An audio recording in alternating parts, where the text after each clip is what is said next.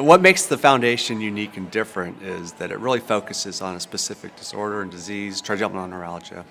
And this is it's a unique disorder, but it's probably one of the worst conditions, a pain condition somebody could have. I think it's unique because it brings together scientists, clinicians, patients, and advocates for finding a cure for trigeminal neuralgia in one small group. Science is a team sport, and when we look at these complex conditions such as trigeminal neuralgia, the more different views, different perspective, different knowledge we bring to the table, I think the better chance we have. They have a passion for the research, for getting results. When we apply to the NIH, there's no emotion involved in it. It's all mechanical. But with this foundation, we have people that are genuinely interested. They want to see results. They're there supporting you. I still remember my first meeting. I would say that was like 7-8 years ago. At that time, I think we are just beginning to begin to understand the mechanisms. And now we are hearing so many promising therapies that's being developed and that's being moved into clinical trials. You can see the support across different sectors of the society. How much have we progressed in terms of the sophistication? Tremendously. That's for sure, because in part because the condition has brought people into the interest in studying it, and technology has allowed new approaches to study. But it takes people to do it and to get people interested in it, and that's where the foundation has become seminal and important. There are so many now promising avenues for treatment that we've just never heard of before.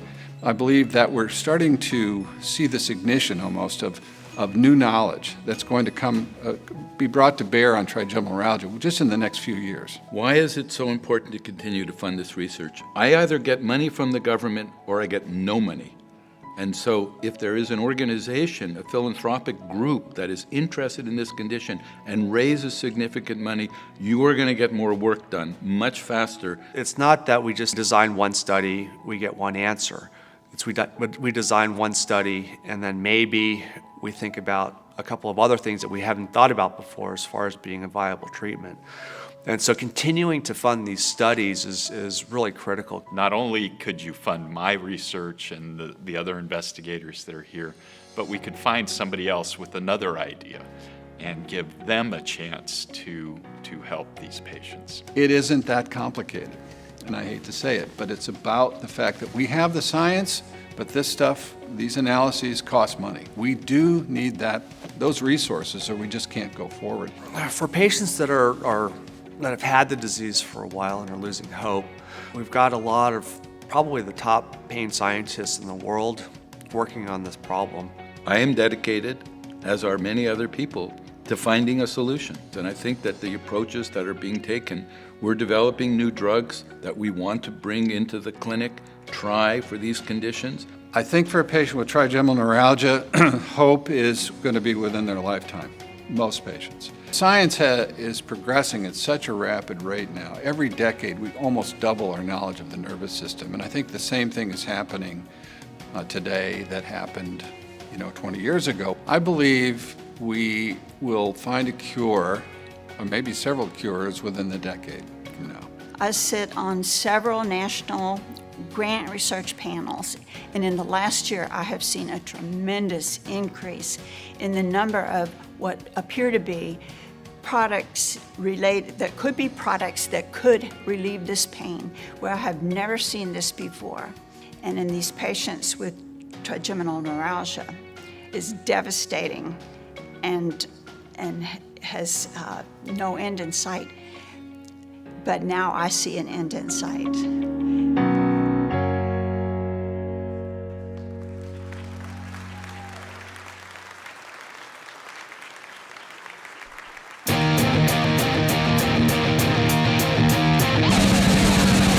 Good evening, everyone, and welcome back to Laugh Your Face Off.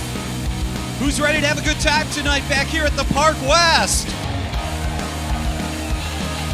Oh, I know you can do better than that. who's ready to laugh their face off? Then please help me welcome to the stage your host and creator of Laugh Your Face Off, Pat Tomasulo!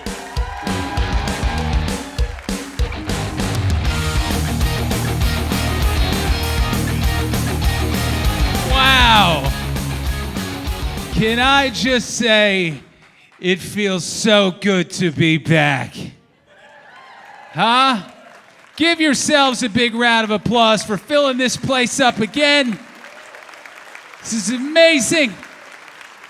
No more virtual fundraisers. No more Zoom fundraisers. As a matter of fact, can we start scaling back on Zoom as a society, finally? Too many of you people in the business world are proposing Zooms when a simple phone call would suffice. Would you like to set up a Zoom? No. I think you're way too confident about it. How many people want to see your average poorly lit face, if I'm being honest with you? Look at this. So many familiar faces tonight. Got my entire morning news team is here tonight.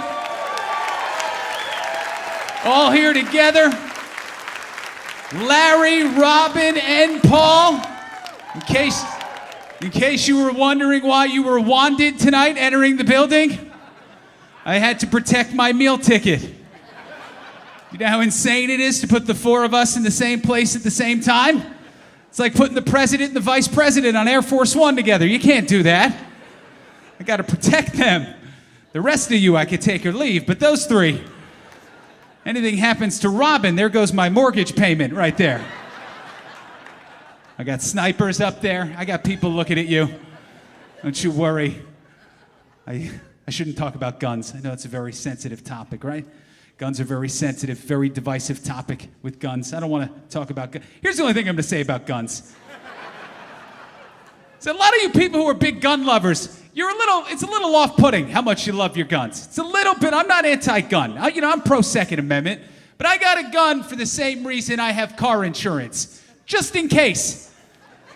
But I'm not on social media constantly posting pictures of my auto policy, bragging about the details. Like, check it out, 50 grand in collision. Look at how gorgeous this baby is. Hashtag America. Hashtag this coverage don't run. I think a lot of people are way too confident in their ability to handle a gun. Too many average Americans think they can turn into Rambo at a moment's notice. I was talking to my aunt. I was talking to her about this story about this gun-toting Good Samaritan who thwarted a bank robbery. And she's like, see, that's why I carry a gun. This is a woman who can't accurately point a remote control at a television. And she thinks she's just going to turn John Wick in a crisis situation. If I'm in a bank holdup and my aunt starts fumbling around for her 9 mil, I'm going to take her out before anybody else to minimize the casualties. Look at us. We're all unmasked. This could either go very well or be a super spreader event. We don't know yet. We'll see. We think COVID is gone, right? We think it's gone. It's gone. It's got to be gone. It's got to be gone. We dealt with this for too long. We lost too many people to COVID. We lost too many people. But at the same time, if we're being honest with each other, let's be honest. Some of these people had to go. Right? Right? Come on, it was getting a little crowded around here. I know I'm not the only one. How many of you before COVID were someplace and you were having a so-so time and you looked around and you thought, you know, to make this a lot more enjoyable, if half of these assholes didn't exist, that would make this a lot more fun. Now, I've been a proponent of trimming the U.S. population by 1 million people for some time. I thought we should have had a say in the matter, you know? Shouldn't have been so arbitrary. We should think of how many annoying groups of people we could have gotten rid of if we had a choice in the matter. Think of how many annoying groups of people we could do without, right? People who brag that they don't watch TV, see ya. We don't need those people. Guys in their 40s, way too proud of the Big Ten college they went to. Later. Later. Go Buckeyes. People who bring hard-boiled eggs to work. Later. Bye. Adios. People who applaud when the plane lands, dead. Family of 5 blocking a whole sidewalk, dead, dead, dead, dead, dead. People who constantly say, you know, I heard an NPR the other day, dead. You know who's shooting up my list? Grown men who still go by a nickname. You ever meet one of these guys? Grown-ass man with a nickname. Be like, how you doing? I'm Big Dog. It's like, no, you're not. You're Todd. Big Dog, big douche. Shut up. You know who the worst are with the nicknames? Broy white business guys. You guys are the worst. I know there are a lot of you here tonight. We have half the U.S. insurance industry here tonight. We got a lot of broy white guys. You guys are the worst with nicknames. You don't even get creative. You just take a guy's job title, you say it in Spanish, and that's his nickname. You go, hold on, hey everybody, there he is, El Presidente. It's like, you know how ridiculous you sound.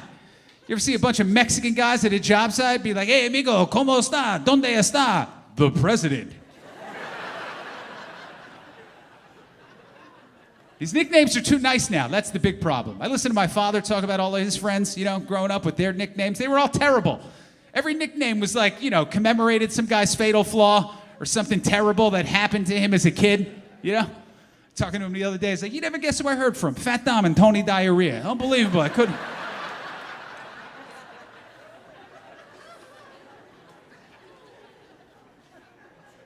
I know I'm starting with some heavy topics tonight for a fundraiser, guns and a purge. I know that's, no, it's a little heavy. We can go a little bit lighter now, okay? We'll go something lighter. A little bit of a lighter topic, okay? Lighter topic, here we go. How about transgenders? Let's talk about them. I think that would be... But I think that's a perfectly safe topic for a straight white cisgender male to talk about in front of 700 people without any recourse whatsoever. I'm all for trans rights. I want to make that known to everybody who might write a blog. I'm all for trans rights. Anybody who's active on Twitter, let's not be mistaken. We got too many transphobic people out there. I got a cousin, this guy won't shop at Target just because they have all gender bathrooms. I don't know, maybe it's just me, but if I'm ever so desperate that I need to take a shit in a Target bathroom,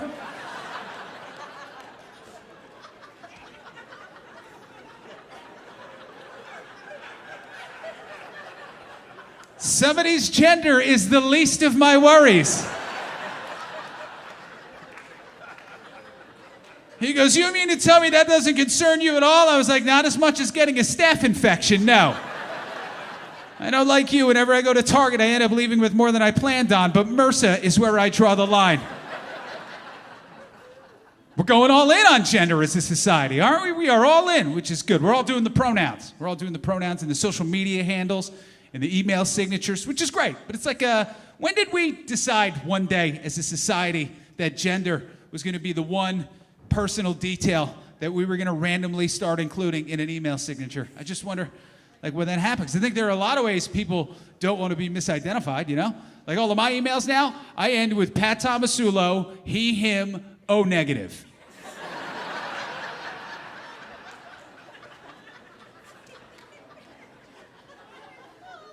That bit's gonna age well. Can't wait to put that on my next special and be canceled within 6 months. We're canceling everything now.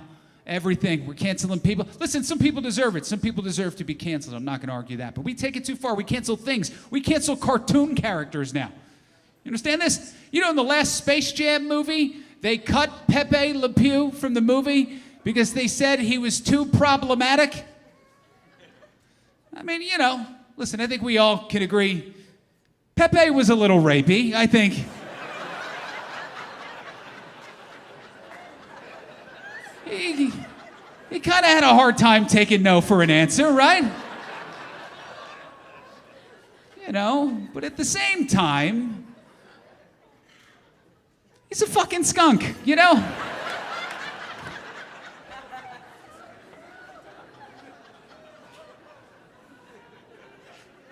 They're like, he didn't ask for consent. That's the big thing that they have a problem with these cartoons. It's why a lot of people don't like Snow White now, because she was sleeping when she was kissed. And people are like, that goddamn Snow White, she didn't give any consent for that kiss.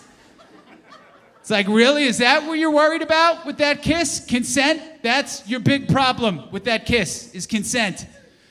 How about the fact that there's just a guy walking around the woods kissing dead women? That didn't raise any red flags? Old Prince necrophilia creeping around the forest, just looking for a funeral to crash, mounting an open casket. I got a problem with all these Disney cartoons. Beauty and the Beast, it's another one they don't like. They got a lot of problems with that. They're like, the Beast took Belle captive and held her in that castle. Yeah, sure he did. You know what else he could have done? He could have ripped her face off. He's a beast. Instead, he gave her a full designer wardrobe, a talking clock, a magical tea set.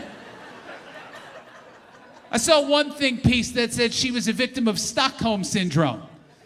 It's like maybe she was so blown away by all of his dinnerware doing a full song and dance number in the middle of the night.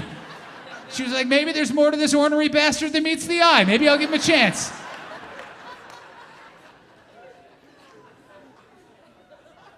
We got aggressions. We got microaggressions all over the place. We got microaggressions against my people, the Italians. I'm Italian, in case you couldn't... In case my short height and big mouth didn't give it away. I'm Italian. You know what the best part about being Italian is that when somebody meets you and finds out you're Italian, they try to sound more Italian when they talk to you. All of a sudden they turn into Joey Tribbiani from Friends. How you doing? I was doing a lot better until you opened your mouth, to be honest. Yeah, my people get... Yeah, there's all sorts of things, you know? All sorts of aggressions against my people. Like you can't buy Aunt Jemima anymore, right? You can't buy Uncle Ben's anymore for good reason. But you can still go to the store and buy Screaming Sicilian frozen pizza. Has anybody seen this bullshit? The box is just a giant handlebar mustache in a big mouth with all sorts of like authentic Italian phrases next to it. Like, you know, things like bada bing, bada boom. Could you imagine if they tried that with any other ethnic group? Any other ethnic group? What do you think the reaction would be to Screamin' Korean rice bowls? What do you think people would... You think anybody would be in a rush to pick up Screamin' Jew matzo ball soup? Do you think anybody would... Screamin' Sicilian. Was Delirious Dago taken? Wild and Crazy Wop? Was that... I'm another year older. I'm at a weird stage in my life right now. I'm at that point where, like, I'm not young, I'm not old. I'm at that point in my life where I no longer have cool injury stories. That's where I am right now. Like, I hurt my back and somebody was like, what happened? Were you working out? Were you running? I was like, no, actually, I sneezed. That's what happened. I was having a perfectly good day. I walked by a flower bed. I had an allergy attack, and then my back exploded, and here we are. I got a pinched nerve in my neck from sleeping. Can you believe that? That's how much your body betrays you the older you get. That lying motionless for 6 hours is the most dangerous physical activity you can undertake all day long. We get all these kids on my block. Look at my window. I see them running up and down the street, so carefree. God, I hate every one of them. Just running and jumping. I hope one of them tears a meniscus. I really do. I do. I haven't jumped voluntarily since 2015. I hate every one of these pricks. It's tougher. Trying to dress more stylish, that's hard. Your fashion options become limited the older you get, right? Can't dress like these guys in their 20s anymore. Look at these fashion magazines to see these guys in their 20s. I can't wear a tunic, you know? I can't paint my nails. I can't grow a mustache and expect to be left alone with my niece for any extended period of time.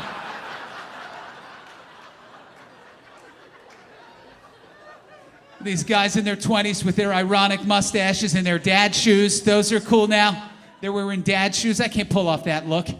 I throw on a pair of New Balance. I'm not cool. I'm a pair of jean shorts away from looking like I coach Little League. They'd be like, do you even have any kids on this team? I'll be like, no, but I do have these woman repellents on my feet, so I think I'm more than qualified for the job. But these young guys with their Yeezys and their glasses without prescription lenses. Have you seen this? The unnecessary glasses these guys wear? I gotta tell you, as somebody who wears glasses, I find that very offensive. I do. That would be like wearing a hearing aid because you think it's fashionable. Is that what's next? Are people gonna be like, yo, dog, where'd you get that cochlear implant?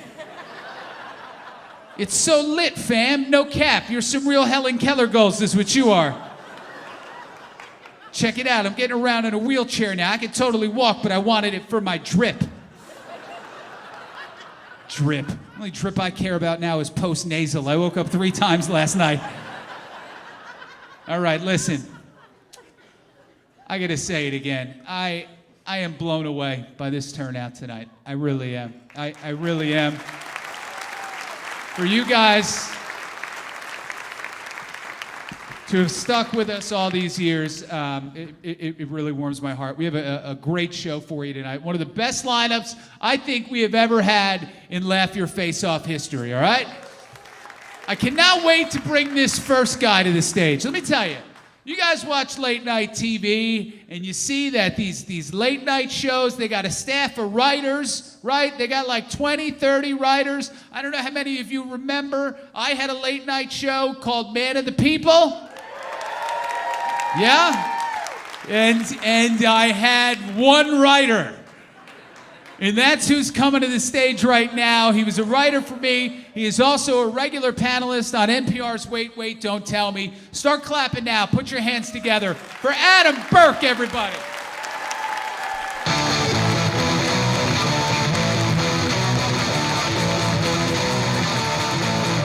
Keep it going for Pat Tomasulo, everybody. How great was he? Yeah, I used to write for Pat, and I don't anymore, which is why he's funny now. Pat Tomasulo, the old cannoli, that's what we call him in the staff. We call him the old cannoli, not because he's Italian, but because he's small, tightly wound, and some weirdos enjoy him with breakfast. I never got that. My name's Adam Burke. I've lived in Chicago for a while, but I grew up in Ireland. Some people can tell that, some people can't. I grew up in Ireland, but I've lived in America so long where now I have this dumb friggin' accent. My accent now, it's just thick enough to be annoying, but not enough to be charming.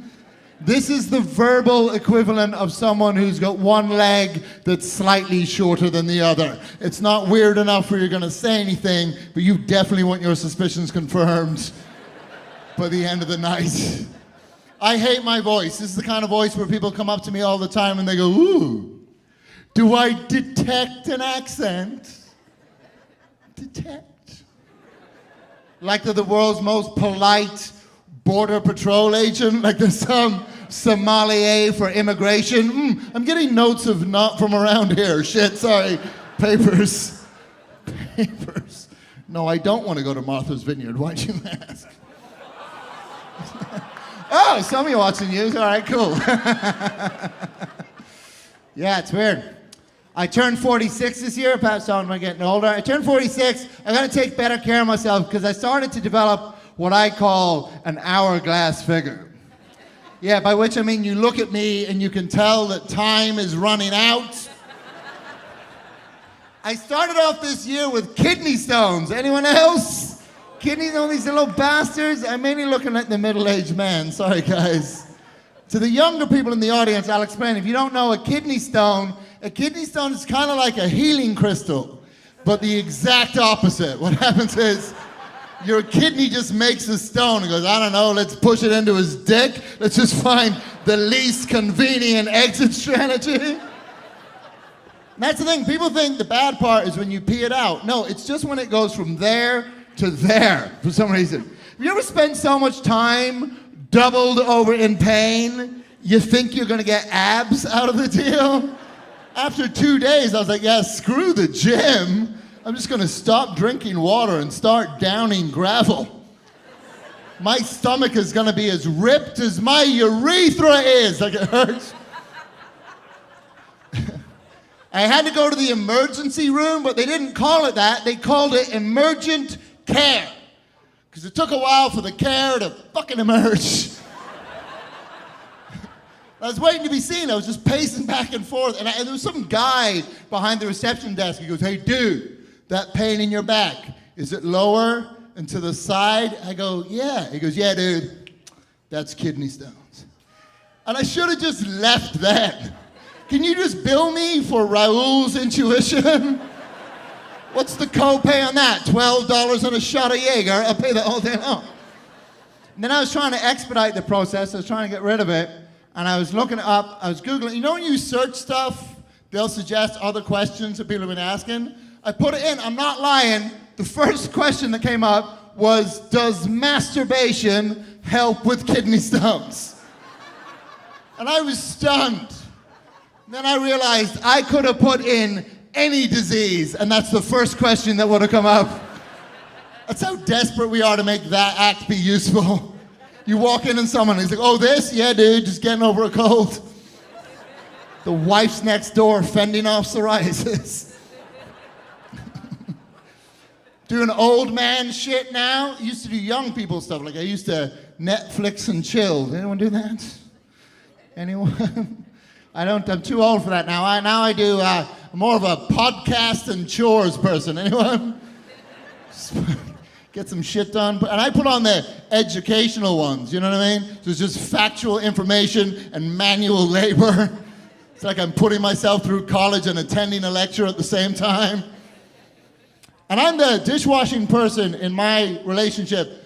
And I don't know what it is, but nothing will shift the grease off a cast iron skillet. It's just a 4-hour deep dive into military history. I tell my girlfriend all the time, it's a good thing the First World War happened, otherwise we'd be eating off of paper plates. I don't know what happens to men in their 40s, but as soon as we hit 40, we become obsessed with war and generals and battles and submarines. I think it's because we age out of the draft.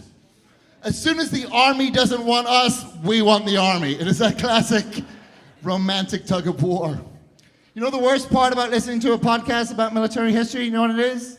It's not shoehorning in facts that you've just learned into conversations at a party.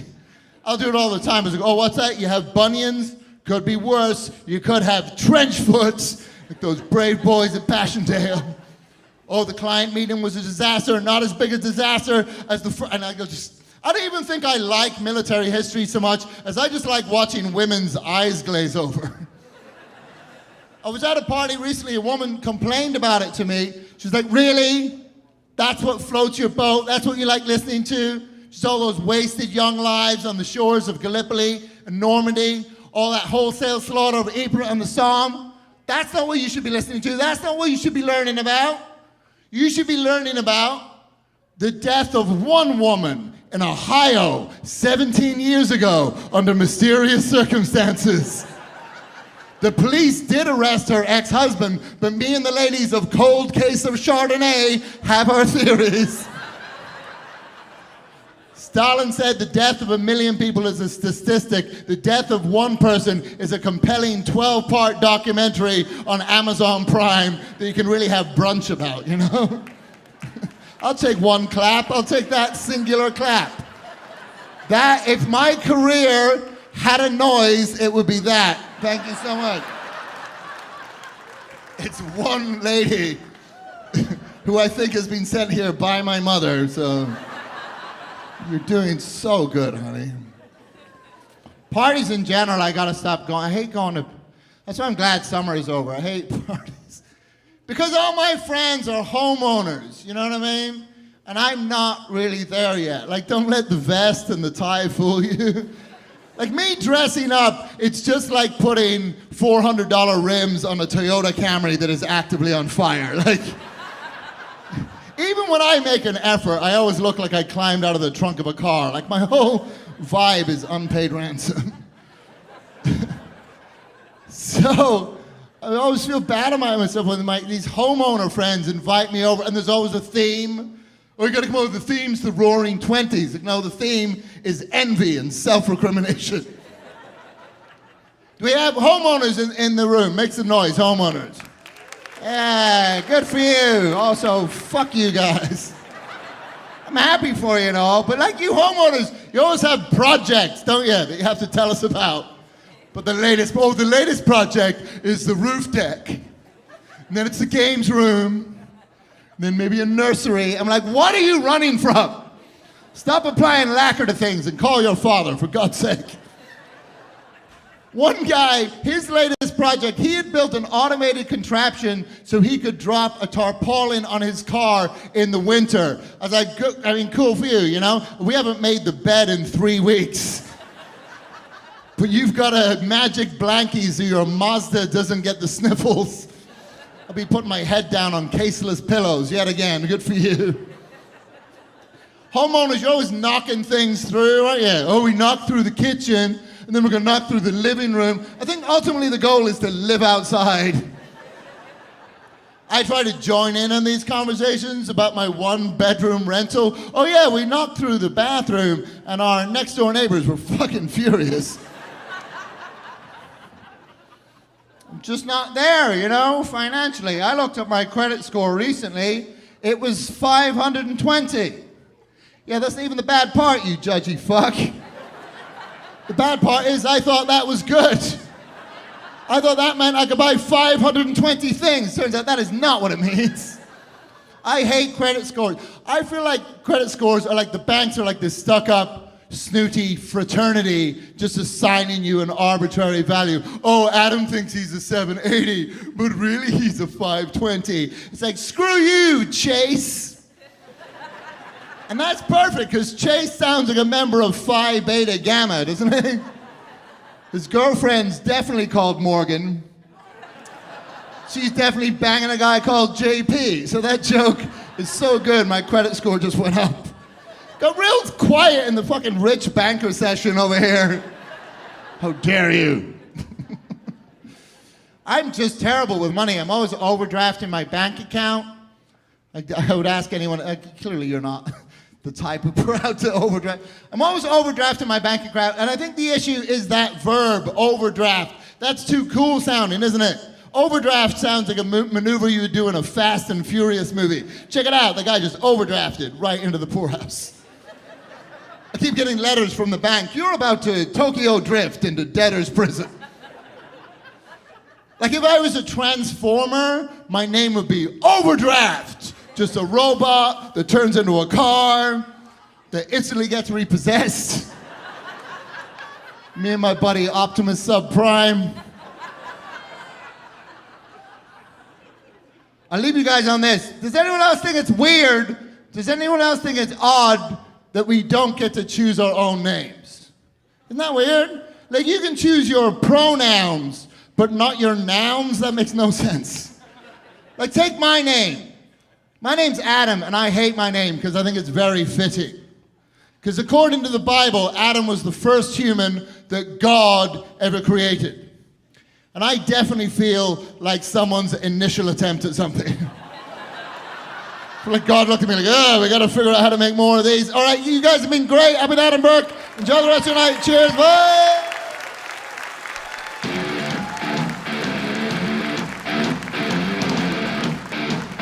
Burke, everybody. Give him a big round of applause. Let him hear it. Just a quick announcement for those of you participating in the silent auction. It will close at 9 o'clock. So we've got about 17 minutes to get your final bids in. So just a quick heads up. All right, let's move this show along. This next guy you may have seen on Comedy Central. He's got a book out right now called Places I Can't Return To. Start clapping now and put your hands together for Sean Flannery, everybody.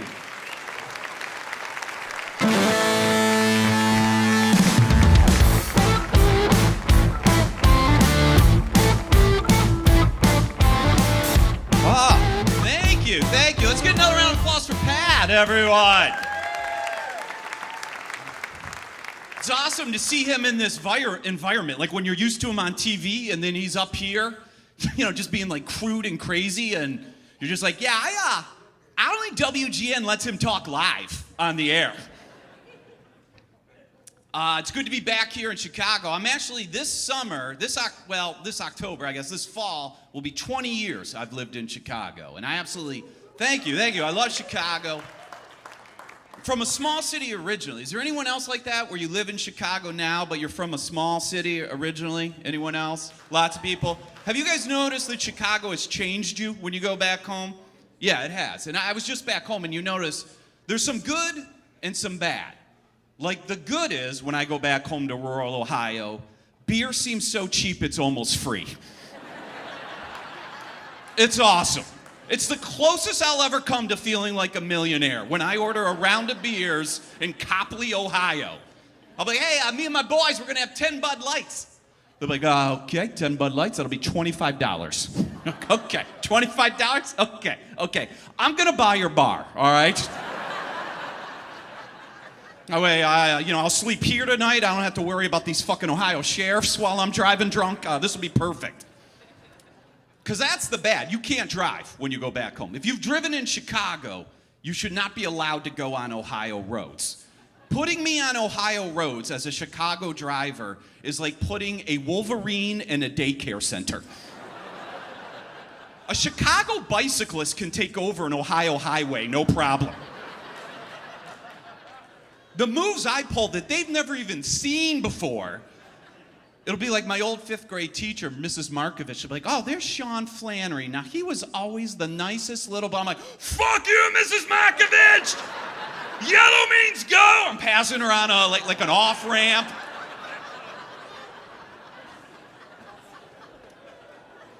That's how you have to drive in Chicago if you want to reach your destination. Like, I'm often, like, disgusted at the moves I pull in Chicago. Like recently, I got caught at one of those 6-way jobs, like Lincoln, Irving Park, and Damon. Yeah, you make a rookie mistake and you spend 9 hours waiting to hang a left. You finally get up there, light goes yellow and then red, and you're just so sick and tired of being at this intersection, and you're like, nope, you know what? I'm running a red light. That is a clear red. I don't care. I'm not spending another second at this intersection, and I'm plowing through. I've got my horn down like pedestrians are trying to walk, and I'm like overcome with this guilt. Like, what are you doing? Like, this is why your parents won't drive with you when you go back. Like, you're being a maniac, Flannery. Like, no one drives this way, Sean. No one drives this way. And as I say that with all this guilt, I look in the rear view mirror, and what do I see? 5 more cars coming through the intersection behind me. I shit you not, the final car had a student driver flag on it. Her instructor was just like, go, woman, this is how you do a left in this fucking city. I get paid by the job, not the hour. I knew I was gonna become that kind of insane driver the weekend I moved here.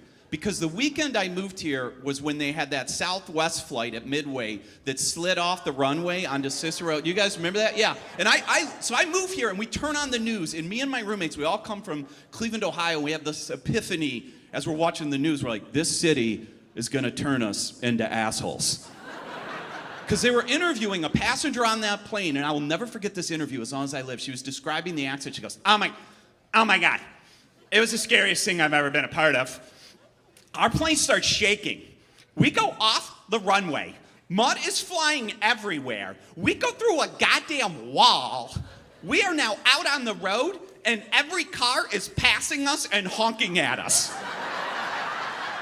And I'm like, what?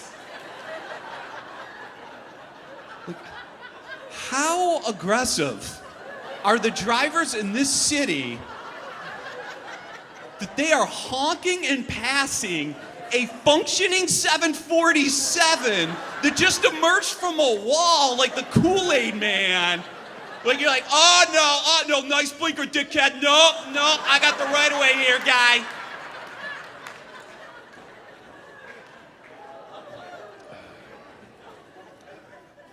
But we moved here so we wouldn't have to drive. And my first 10 years in Chicago, before I had kids, I didn't even have a car. Because I wanted to get away from the rural Ohio land of DUIs. Like everyone who stays, DUIs are so weirdly normalized out in the country. I was just at my little brother's, I'm the oldest of 6, my littlest brother's wedding. His best man had an ankle bracelet on from his 6th DUI. 6th DUI.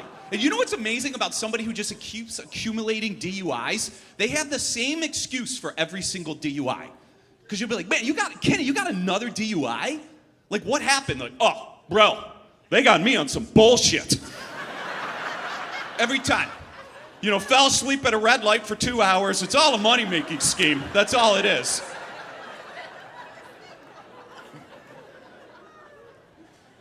So we moved here so we wouldn't have to deal with that. We're like, you know what, we're gonna walk to bars. You know, we're not gonna drive. And we moved, this was all like this first crazy weekend in Chicago. And we moved into our place, we lived right by Wrigley Field, and we had to deliver band equipment. One of my roommates was in a band, we had to deliver that to Bucktown. So we're like taking some stuff out of the pickup and then bringing more stuff in. And then we pull out, and then we're like grabbing some beer and everything. We pull out, we hang a right, and we meet our first Chicago cop. We're at the stop sign, and he pulls up. He doesn't turn his lights on, but he does that thing. And my roommate who's driving, he turns to me and he goes, great. I'm going to get a DUI at our first stop sign in Chicago. And I'm like, no, we're fine. I mean, we only had a couple beers. He goes, no, I finished a handle of vodka with our new neighbors. I'm like, what? So like the cop sees us like bickering inside, and my buddy rolls down the window. He goes, yeah, is there a problem, officer? And he must see like our Ohio plates. He goes, you boys new in town? And he goes, yeah, is there anything I could do for you, officer? He goes, yeah, hey, could you do me a huge favor? Could you get that fucking 12-pack of beer off your roof? That's right, our driver was so drunk, he left a 12-pack of beer on top of the vehicle. He can't think of anything remotely clever to say. He looks at the cop and he just goes, fuck. Holds it for about 30 seconds. The cop starts laughing at the top of his lungs, yells, welcome to Chicago, dickheads, and then pulls out into moving traffic. He comes this close to getting creamed by the Ashland bus, and I was like, this city is insane. That cop is the drunkest person on the road. The citizens are overtaking planes. What have we moved to? I fall in love with Chicago every day, though. I absolutely love this city. Just this week, I just saw one of my quintessential Chicago exchanges. My day job is downtown by that Jewel on Des Plaines, and they have a bar in there where you can like get a pint and then get all your groceries. And I see this dude yelling at the manager, and I can't hear quite what's going on, but I get a little closer, and then I hear her response, and she goes, "I'm sorry, sir, but due to post-COVID labor shortages, we can't open up our bar until 10 a.m.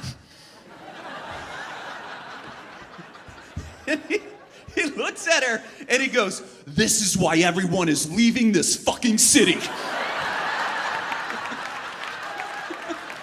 And I'm like, God, I love Chicago. This guy is blowing his stack over the fact that his grocery store can't serve him a beer at 9 a.m. on a Wednesday. It's like unacceptable.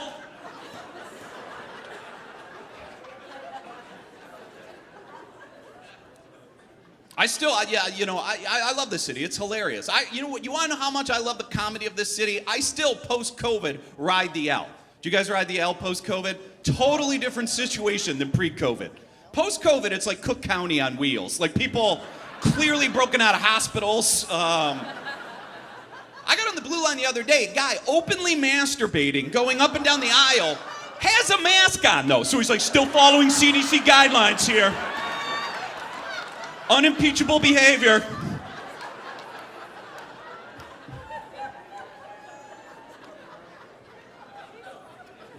And the only people that are funnier than the passengers on the CTA are the employees. CTA employees I am a professional comedian. I will never be as funny as a CTA. Their level of I don't give a fuckness, I'll never be fired. It's amazing. It's amazing. This was my first ever interaction with the CTA employee. I lived right by Wrigley Field, and the tracks caught on fire on the Addison Red Line station. So they're doing shuttle buses down to Belmont. And back then I worked in computer security software, so I had to I worked normal hours.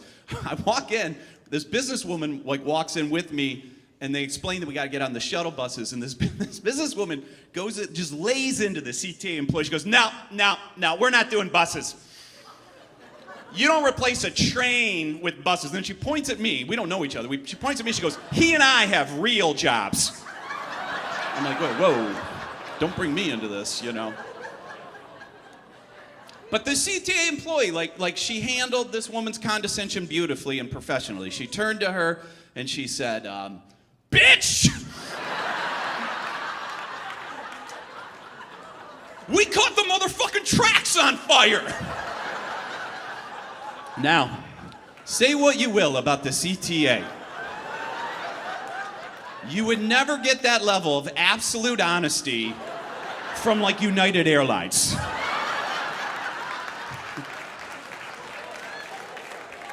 Where they just admit they don't know what they're doing. And you need to shut up.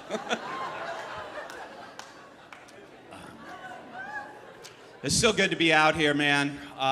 As Pat was saying, it was just last year sucked, remote learning and everything. I have 3 young kids, and it was the absolute worst. And then your kids became addicted to electronics and just fighting with them every time. They turn into Gollum from Lord of the Rings every time you try to, no, you can't, I'm nothing without it. You can't take away the iPad. I'll do anything. I'll clean my room. I'll become a doctor. I'll marry into the Catholic Church. Whatever you need. Just let me have it.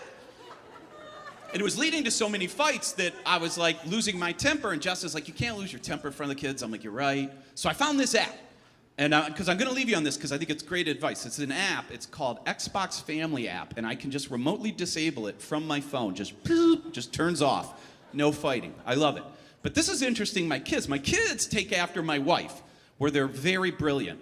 So what they did is they knew I was disabling it from the cell phone.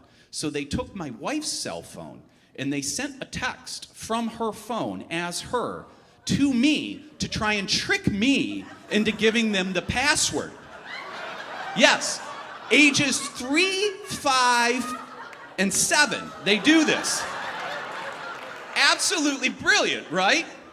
Luckily, though, they inherited all of my wife's genes, meaning she can't compose a text for shit. And this is the text I got from them. It was so obvious what's going on. I'm going to read this text exchange. This is right before I'm going to go on stage some Friday. I'm sorry, let me just bring up this text message here. Okay, here we are. So this is a text from my wife. It's all capitalized, weirdly. I am not an idiot. Okay? Don't treat me like an idiot. And give me Colin's Xbox password.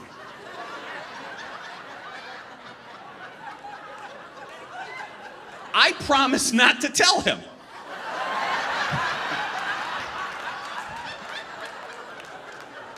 Remember, we are in love. Totally normal text from my wife. Oh, I should also mention it's signed Mom. Mom. Totally normal text from my wife. Nothing suspicious about this whatsoever.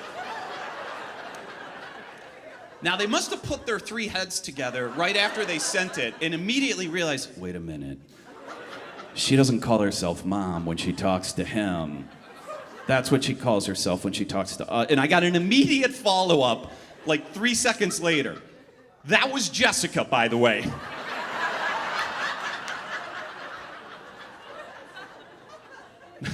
Not your mom. I signed it wrong. Another totally normal text from my wife, who's now clearly having an active stroke. And I'm like, so I'm pissed. I'm like, they've stolen my wife's phone, their own mother's phone. They're deceiving me. Like, I'm really upset about it, but I'm like, Jess has asked me not to lose my temper, and she's right. And I'm like, you know what? I'm not gonna punish them. I'm not gonna lose my temper. Instead, you know what I'm gonna do? I'm gonna fuck with them. Because I don't know if any of you have ever had the misfortune of trying to enter a password on the Xbox, but there's no keyboard, so you have to find the letter on the screen and like shoot it like Duck Hunt, and then if there's like capitalization, you got to do that. So it's very difficult to enter a password. So this was my reply to their deception. No problem, Jessica. Yes, we are in love.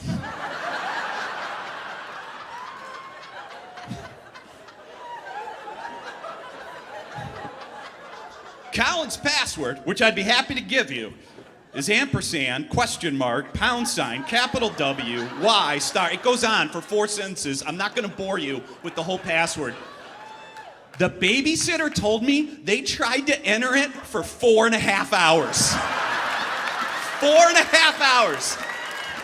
Just took a night of their lives away. And that's what I recommend you do. Don't get mad at your kids. Just fuck with them. Thank you very much.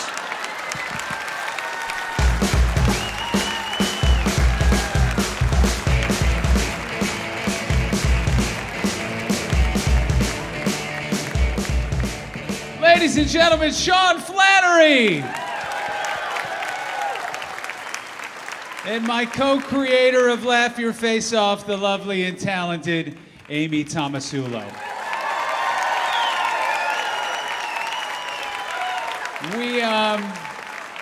I wanted to bring her out here much against her will because she hates this, but we had a record number of sponsors this year.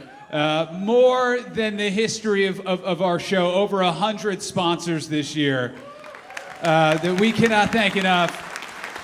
We got a couple that we do want to thank specifically for their immense support and for their continued support, starting with Northwestern Medicine. Wherever they are, they have been our presenting sponsor for I don't know how many years now, but it's a lot. And we appreciate the relationship with all of you more than you could imagine. We also want to thank Horizon Therapeutics and Village of Rosemont. They are co-presenting sponsors.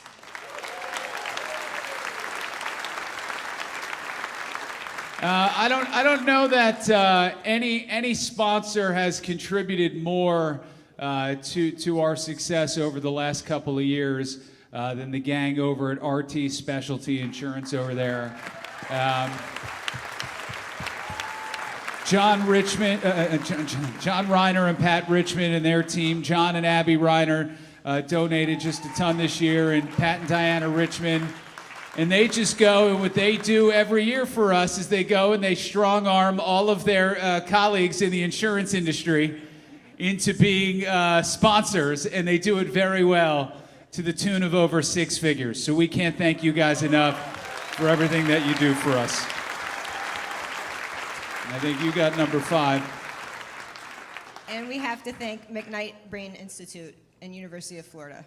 Yeah, University of Florida is where we began our research at the Facial Pain Research Foundation, and McKnight has been with us since day one. And I know we have no representatives of them here tonight, but they have been amazing as well. And lastly, not here tonight, but watching hopefully at home, is the VIA Group. We want to thank them for such a big contribution to us as well.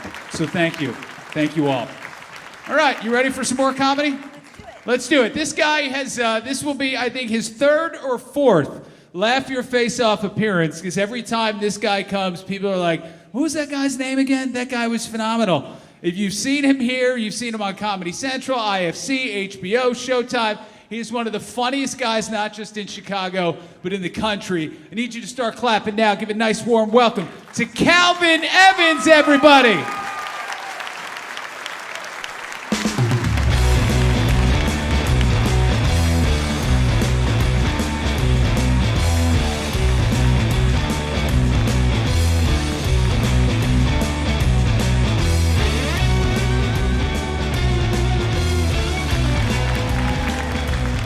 Thank you, Pat and Amy. How we feeling? We good? Oh, man, this is good. Chicago.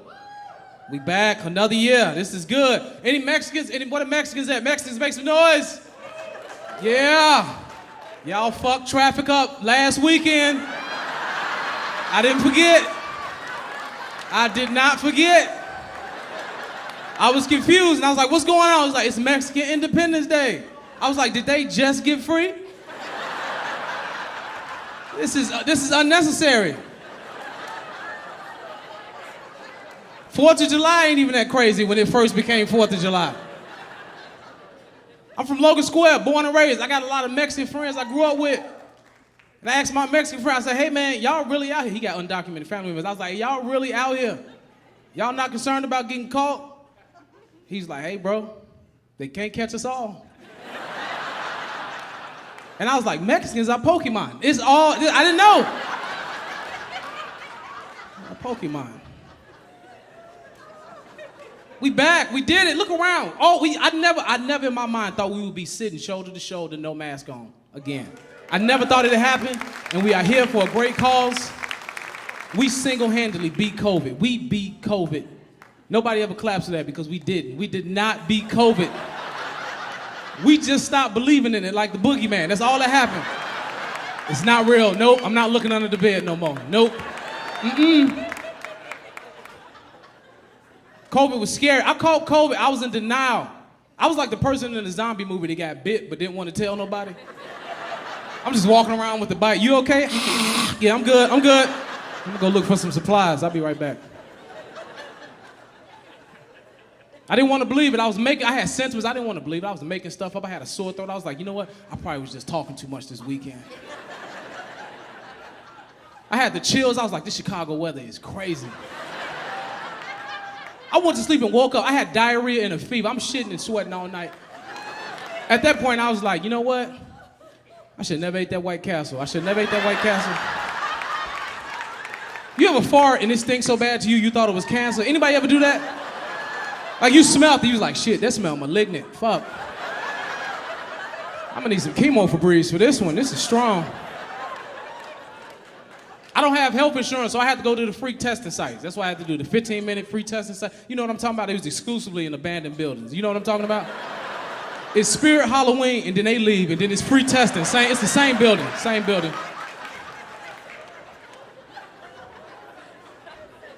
It's the worst shit in the world.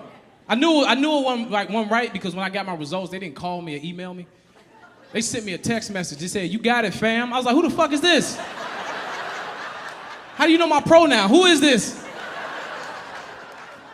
If you never took a COVID test, this is how long the Q-tip is. You remember this? Anybody triggered right now? Anybody triggered by this? Hey, how you doing? Just go ahead and breathe in for me. They didn't put like a line and be like, hey, stop right here. That's too far to go on somebody. No, they didn't do that. It was at the discretion of the person putting it in your face. They came in high. Ah! They took 2 memories out of my head. I'm not fucking with y'all. I don't remember being 7 years old at all. My family showing me pictures like, you remember going to Disney World? I'm like, that's not me. Get that shit out of my face. I was 6, then I was 8.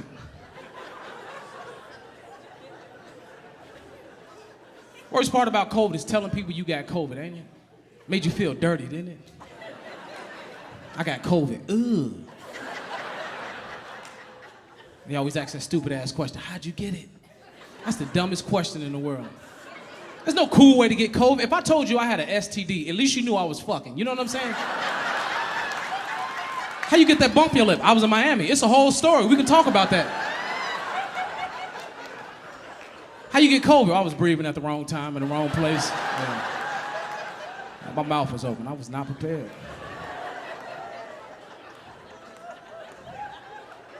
You gotta tell people, and the hardest part is telling people I did it. It was a responsible thing to do. I told the people I was with. It was hard though, because I was hanging out with my guys the week I caught COVID, so I had to call them on the phone like we had sex. That's what it sounded like.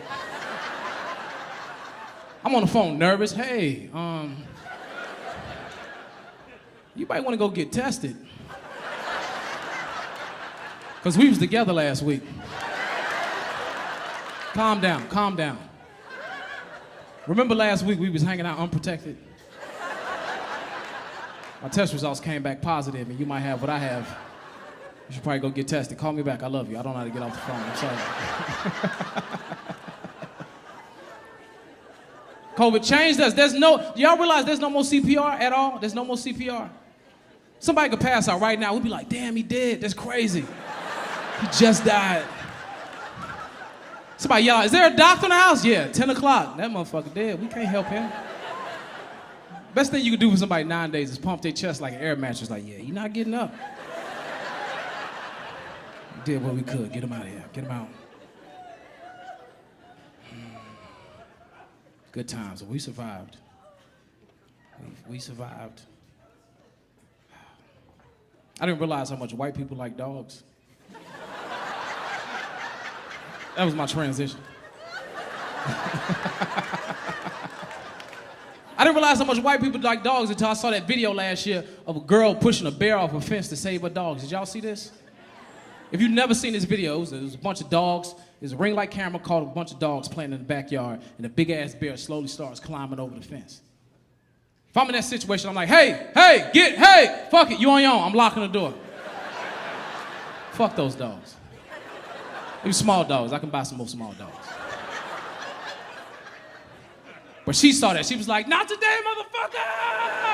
And she ran and two-hand pushed the bear off a fence. It was crazy. The bear was falling back like, bitch, I'm a bear. Like, that's how he looked as he was falling back.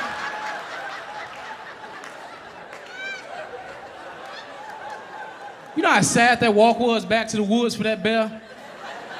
He walking, his paw shake. He like, what the fuck just happened to me back there, man? I could've, shit, fuck. I could've growled, I could've scratched it or something. He get back to the woods, his bear friend's like, hey man, where the dogs at? He like, man, I was gonna get the dogs, right? And I was climbing the fence and I slipped and sprained my ankle. He like, nah, we saw that bitch push you, man, get out of here. Leave your fur, go hibernate, you can't be cool, man. That's how much people love dogs. Dog people, make some noise. Where my dog people at? Yeah, okay. Cat people, where my cat people at? Cat people? Okay, I like that. It's even, pretty, kinda.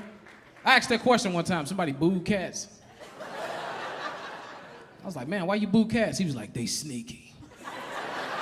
Really? They sneaky? I've never in my life left my wallet around a cat, came back, and $25 was just missing out my wallet. What the fuck is my money, cat? Like animals, just say you have a preference. More people like dogs because dogs make you feel love.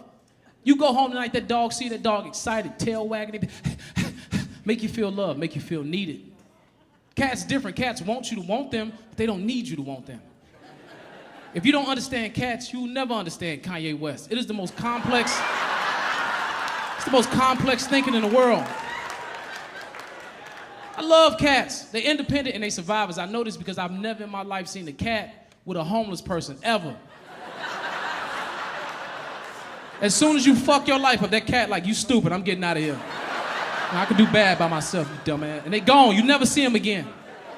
But dogs, you see dogs with homeless people all the time. Like, you gonna bounce back, baby, any day now. I love you so much. You right, they wrong. Write the screenplay. Just write the screenplay. I love you so much. I'm so hungry. You stupid ass dog.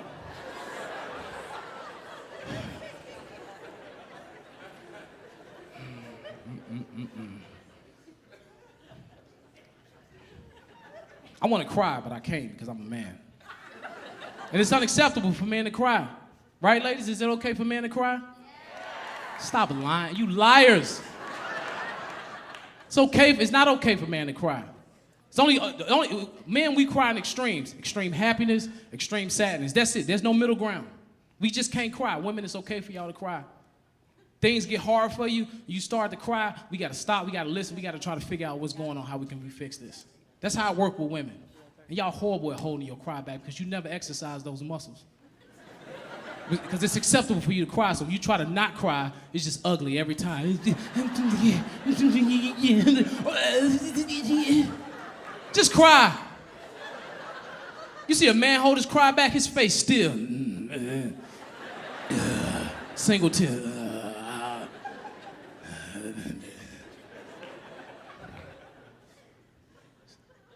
You come home, tough day at work, you go to your husband, your boyfriend. Can't do this job anymore. I can't. As a man, you want to fix that. You want to be able to help. Hey, look, it's okay. I would take on some extra shifts. I get another job if I have to, but you quit that job. I'm gonna take care of us. That's what you do. But if your husband come home, your boyfriend come home, I was at work today and my supervisor said, hey, I will fucking leave if you don't stop crying like a bitch right now, please. Can't tell my friends you're doing this shit.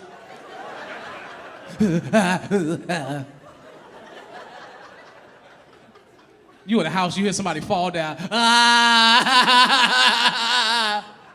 My arm. I gotta go help this bitch. Relationships are hard. Relationships are hard, right? It's two people from two different backgrounds, different traumas, different understandings of gender roles, coming together just on, I like you a lot. That's some flimsy shit. I like you a lot. I changed my life for you. It's flimsy. I was in a relationship during the pandemic. It failed. It's not a joke. That's me being vulnerable. Wasn't working. I was playing video games all day, and my ex, she'd walk by the room. She'd be like, wow. Wow. Grown man sitting around playing make-believe all day. Wow. And that pissed me off because in my mind, I'm like, when the fuck did make-believe become so bad?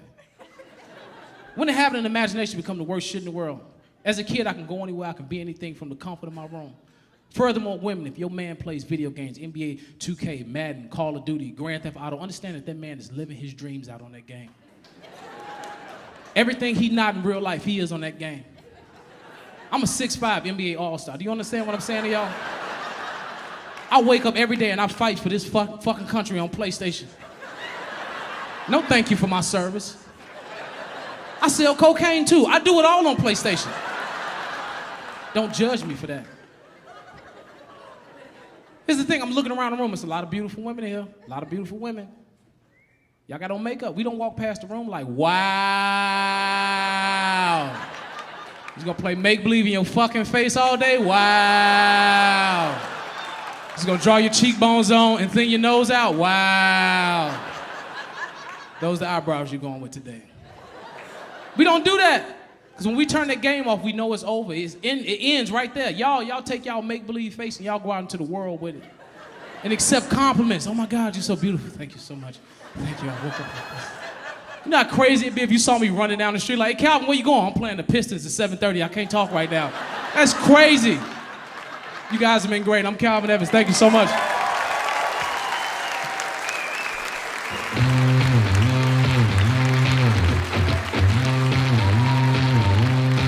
Calvin Evans, everybody. Let him hear it one more time. All right, can you guys handle one more comedian? You got time for one more? She is one of my favorite in Chicago. She's performed at the Just for Laughs Festival. She's going to be in something called Comedy in Color on Peacock, streaming soon. She is one of the absolute best in Chicago. I love her. Start clapping now. Put your hands together for Kristen Toomey, everybody. Let her hear it.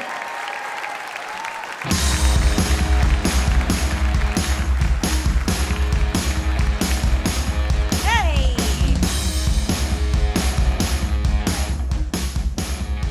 All right. Keep it going for those dumb dicks, huh?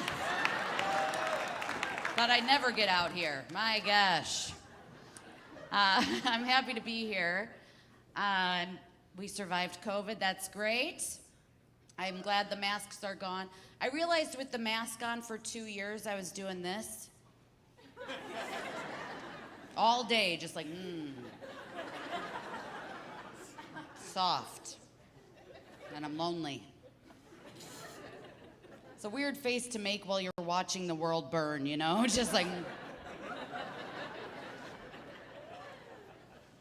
Been a weird time. I don't know how the trauma of the past 2 years is gonna manifest, but it's leaking out in little ways. I was going to the grocery store the other day and the automatic door didn't open, and my first thought was, I'm dead. I've been dead this whole time. I'm a ghost. The first batch got me, March 2020. It was like a half a second, and that's where my mind went. And then the door opened, and I was like, oh, okay, I'm fine.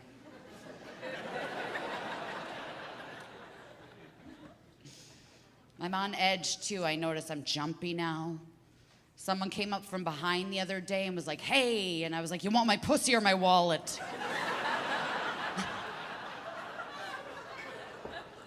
Take the pussy, I need the wallet. I just turned 40, the pussy's trashed. I need that Vax card. I want to see a movie someday.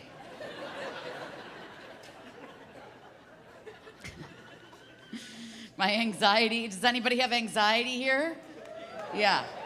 It's through the roof now. I'm just like on a steady drip of CBD oil all day.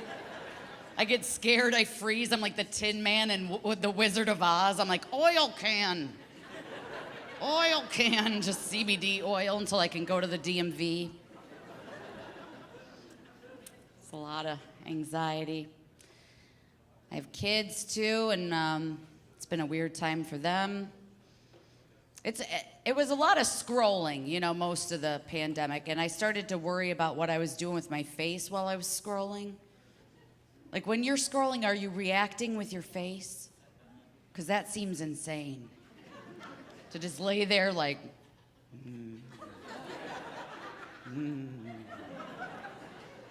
But it's also crazy to do nothing with your face, just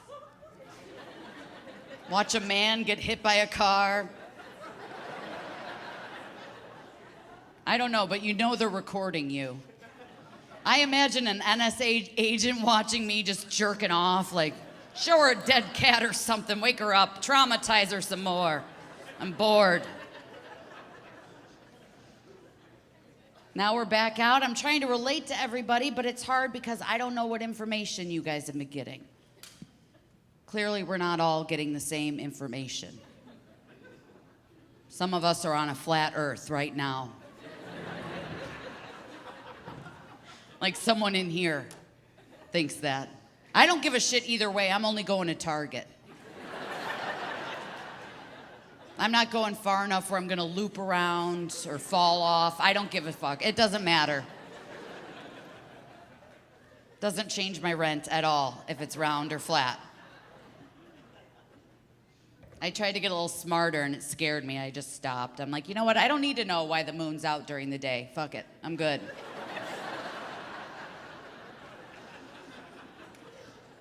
It's too much information. There's UFOs now. Did you hear about that? Yeah, no one gives a shit. It's crazy. The Pentagon confirms UFOs, and we're all just like, yeah, you know what? I'm tired. I'm tired from putting the mask on and taking it off. I don't give a shit about aliens. Which I think is a good response for us to have, because they say aliens want to do three things. They want to observe, they want to take over, or they want to terminate. And I think us treating them like a hot girl that just showed up at the party, like, oh, you're here? Cool. That gives us a fourth option. We gotta fuck these aliens. Everybody's getting one. We're all putting in work, everybody. We gotta neg them into submission and then fuck our way out. I was a housewife, so that's my solution for every time I'm in trouble. Like, oh, I ran up that credit card. Oh, boy. Oh, I am in trouble.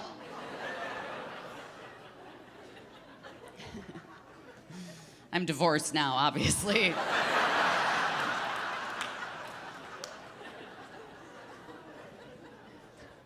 I'm divorced. I'm a Gen Xer, so I'm in between the boom. Any other Gen Xers here? Okay. Like 10 of us, okay. I feel like the rest of us are out driving. Like we were bred just to Uber these fucks around. We're like a generation, we'll like bring you DoorDash, we take you home. We're like a generation of shitty babysitters, just like, yeah, I'll call you they. I don't give a shit. The boomers act like that's coming out of their 401k. They get so mad about it. They're like, it means multiple people. It's like, just say it, Mitch. You old bastard, who gives a shit? The world's burning, you're arguing about a pronoun. My kids are Gen Z, which is the last one.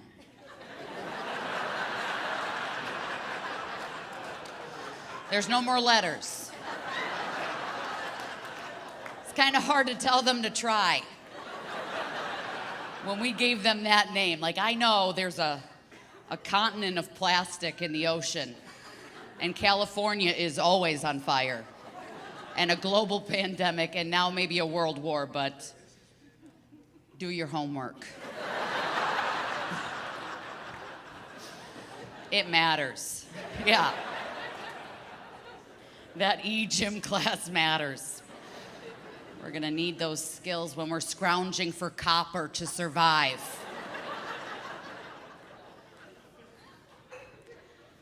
I do worry about what I'm telling my kids, you know, because I know what you say to your kids really matters. It holds a lot of weight. I remember when I was 8 years old, my dad said to me in passing conversation, "Whores wear chip nail polish."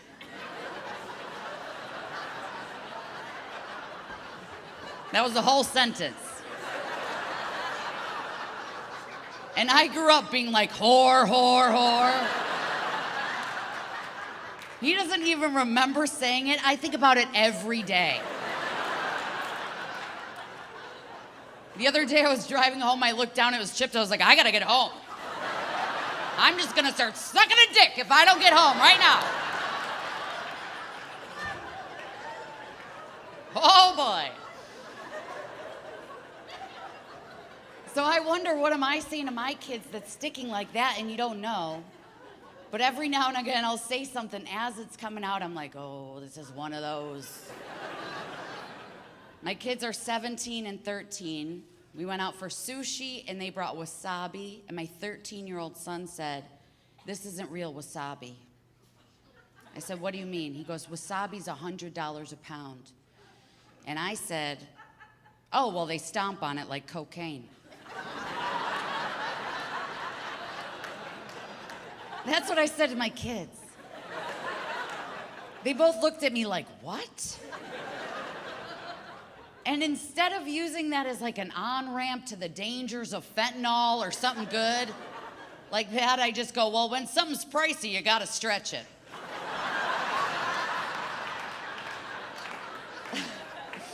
I know that stuck. They are gonna be 40 and adding water to lotion, being like, you gotta stretch it.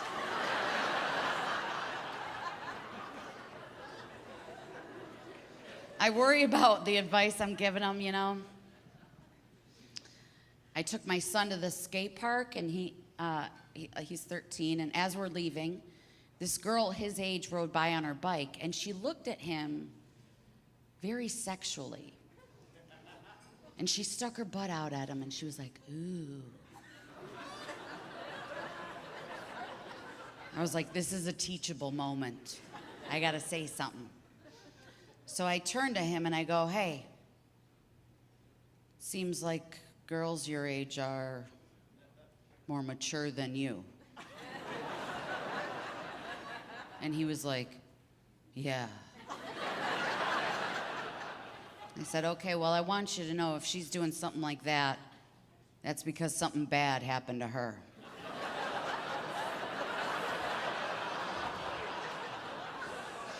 And that's true. Fuck you. I stand by that. If you're 12 and you're trolling the park for dicks, something went wrong. And the fact that some of you are judging me makes me question you, actually. You're like, let her be free. Not today, bitch. Not over here. Be free down the road. I'm trying to make sure he doesn't get sucked in, pun intended, into her thing. But what I might have done is just shame every boner he's ever gonna get. The next time he sees anything sexual, he just goes, oh no, she's sad. Don't do it, something bad happened. So time will tell. Then I said, I think we should start watching baseball. Had no idea why I said it. But I've thought about it. I feel like straight men, from the time they're that age until they die, are just plagued with the pursuit of pussy. It must be exhausting. It's why you go to school. It's why you get a job. It's why you shower. And you needed a place where you could go and sit down and have a beer and watch the most boring shit you could possibly create with nothing sexual. There's no cheerleaders in baseball.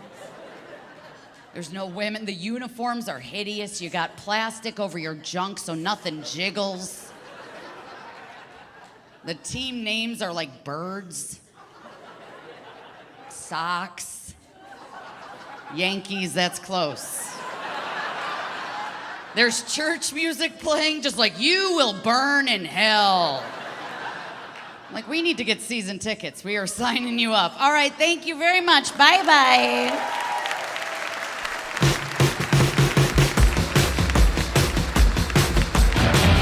Kristen Toomey, everybody. Let her hear it. All right, so listen, I know that was supposed to be our final comedian tonight, but we got one more comedian if you guys can handle it. I don't know if you know this guy. He's a friend of mine. He was in the neighborhood. He texted me, asked if he can come through and do a few minutes. I hope this is okay with you. Ladies and gentlemen, Pat McGann.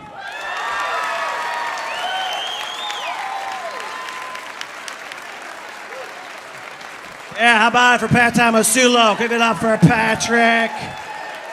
How we doing? You guys feeling good? Yeah?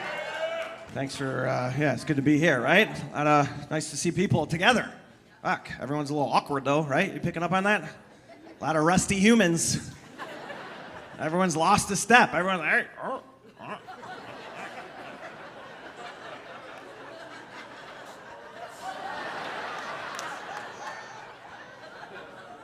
Yeah, everybody's off now. Not a lot of eye contact anymore, right? You try and say hi to people, they look away, like dive into a building. You gotta talk to adults like you talk to kids now, right? Like, say hello. Hey, say hello. Say hi. You ever do that with your kids? Try and scream them into conversation? Like, say thank you. Hey, say thank you. Look at him. Tell him how old you are. Tell him. I'm the normal one. I am. Everybody yelling out there, right? People are pissed off. Everyone's complaining. You can't even complain anymore, right? You will get out-complained. Have you tried it? Give it a shot. Try and drop a grievance. Try and tell everyone around you you're tired. You'll find out everyone else is exhausted. I don't even say it anymore. I don't say I'm tired. I don't tell my wife I'm tired. You can't tell your wife that you're tired. That's a dead-end street right there. You ever try and tell your wife that you're tired? Like, oh, you're tired? You're tired. Okay. What are you tired of? Watching me fucking do everything? Yeah? You a little tuckered out from not doing shit? It's exhausting being a piece of garbage, isn't it? Maybe you should lay down again. Yeah, I don't tell my wife I don't sleep well. If I wake up in the morning, tell my wife I didn't sleep well, I know where that's going. Like, you didn't sleep well? I was up all night. I was up all night. Like, bullshit. We would have hung out.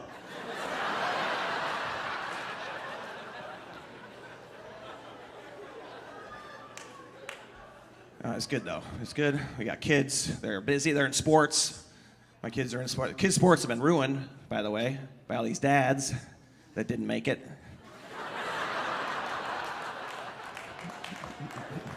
Some guys get pissed. I made it! This guy hasn't seen my yearbook. No, the dads are great. They volunteer their time, right? They just want to teach them it's a game. That's what they say. They just want to teach these kids it's a game. So we're playing 80 of them in 60 days. We have 80 games in the next 60 days, and some are in other states. Have you seen this bullshit? 10, 11-year-old kids going out like, where are you going? You could go around the block and get your ass kicked. Why are you flying to Connecticut? You suck. They don't look like they suck though, right? They got all the gear now. The kids, my son's got a bag dedicated to baseball, his own bat. Some kids have 2 bats. They're whipping around the park like Kylo Ren. Like, you've seen 4 good pitches all year. Why is your bat $300? And why can't you hand it to the next kid when you're done striking out with it? Got $5,000 worth of bats in the dugout, and we have 3 hits.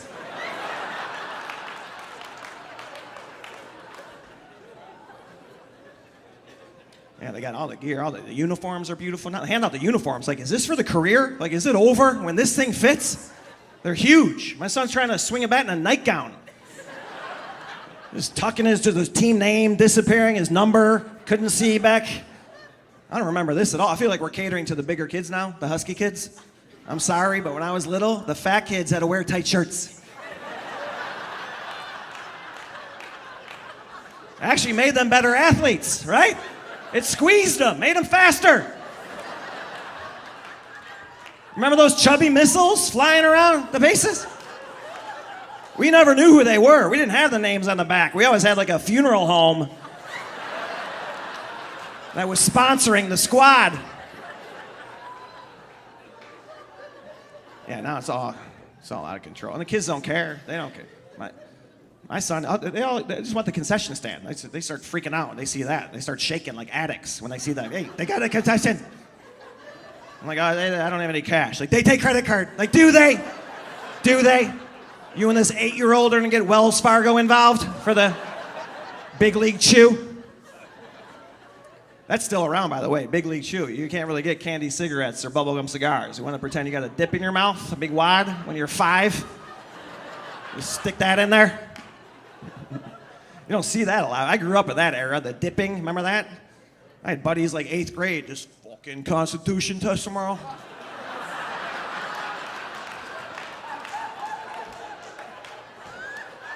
Fucking bullshit. All these amendments. Yeah, now it's crazy. Been ruined by these dads, you know? With all they got the equipment bags too. They got like, there's a million people coaching the team now. You used to go to a game and the coach was just someone that was like, yeah, I'll do it, right?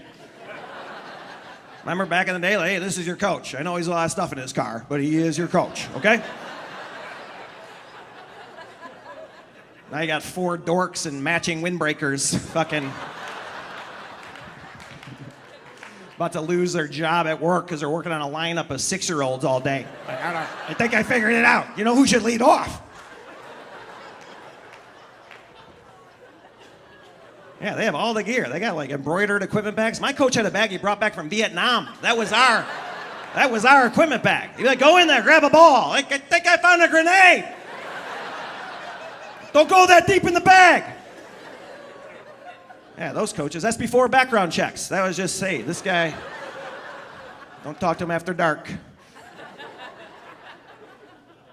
Yeah, now it's just, I don't know, out the window. Like I said, the kids don't give a shit. I told my son this game was canceled. He started flossing, just like, yeah, no game. Yeah. My wife cracked open wine, like, no game tonight. Like, why the hell do we sign up for this shit? Just to put something on our calendar.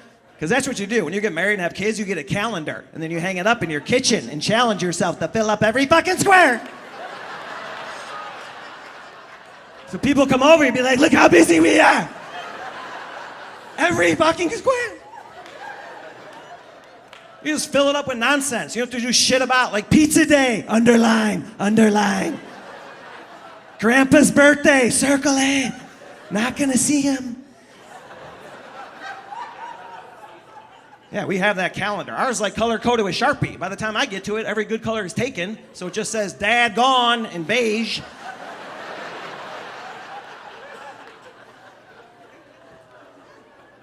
When I'm home, I try and help out, I try and help with the team. I'm not a coach, I'm not the head coach, I'm not the manager, I just help. Sometimes you get dragged into it, right? You're at the park, like, you want to take third? You want to coach third? Yeah, I'll coach third. I'm sending everyone, though. I hope you know that. I'm sending everyone. I want to see a collision. Right? Get these kids to forget about their water bottles.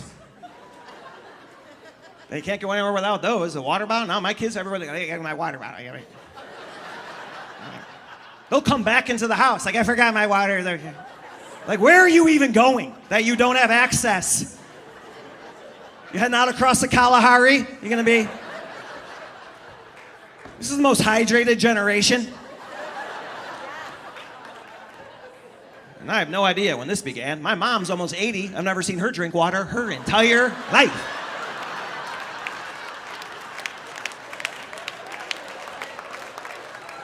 But these kids, they get a bead of sweat on their forehead, like, what's happening? This guy taking off?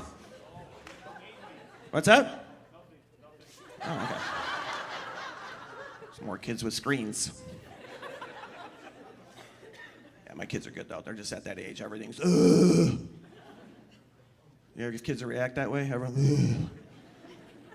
It's kind of a great response. I don't know when we grow out of that. Sometimes I still want to be, ugh, you know? You ever like check into a hotel, like, is my room ready? Like, it's gonna be a couple hours, but we'll send you a text like, ugh. Yeah? Ugh.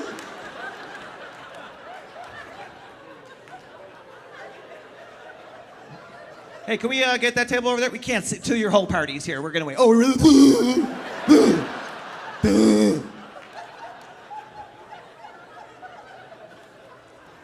That's how they still react. They don't have control of their body. I control their body, right? I show off about it too. I'll have buddies over, like, watch this. I'm gonna make this kid's spine melt. He's gonna lose his shit. All I gotta do is, hey, put your shoes upstairs.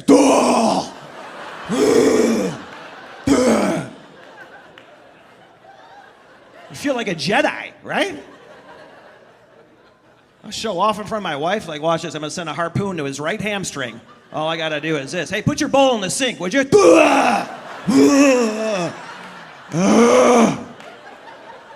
Not even going that way.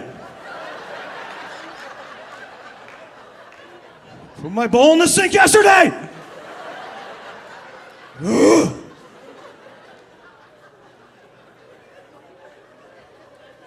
Yeah, that's how they are. I took them on vacation this summer. I took them like to see places. We went to like Boston and to DC. Want to show them like how the country started, right? Before it all falls apart here in the next couple of years. Just, hey, this is what they had in mind. I wanted to show them, you know, what it took. All the sacrifice. I took them into Arlington Cemetery, walk around there. They're like, my feet are killing me! My feet hurt! I took them to the National Mall in D.C., show them the World War II. I was like, hey, my grandpa fought in this war. This is the greatest general. Like, oh, a blue slushie. I want a blue slushie, Dad.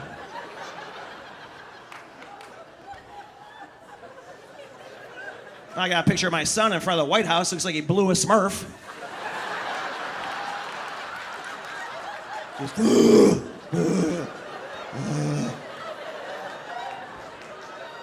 we get a picture?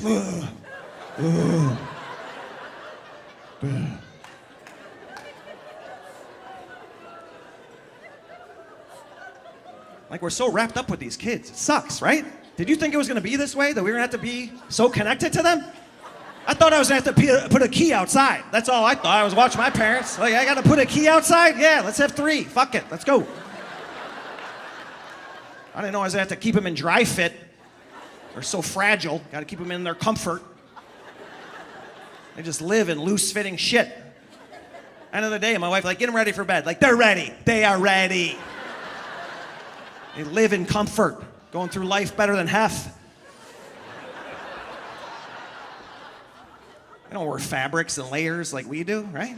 That's how I punish them. No, I discipline. Like, hey, you want to talk to your mother like that? Turtleneck, 3 days. Put it on. Let's go. With the sport coat and elbow patches. Yeah, that's right.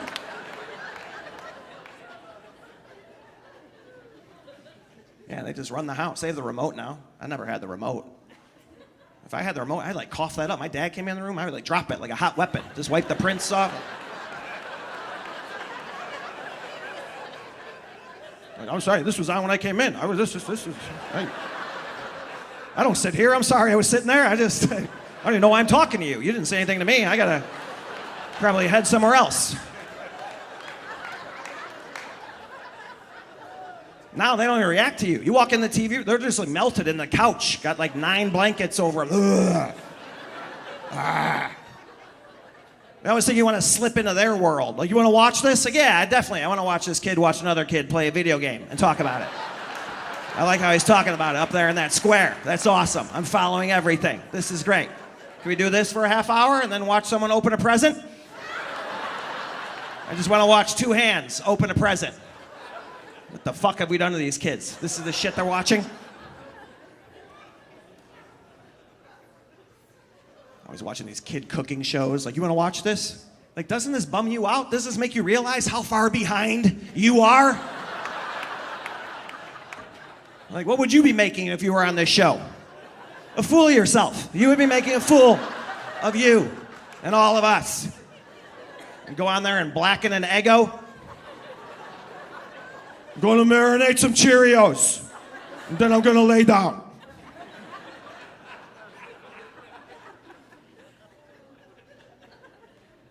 No, they're great. They're great, right? No, it's good to be here. I'm a South Sider. Yeah. I live like 11 Erlacher billboards away from here.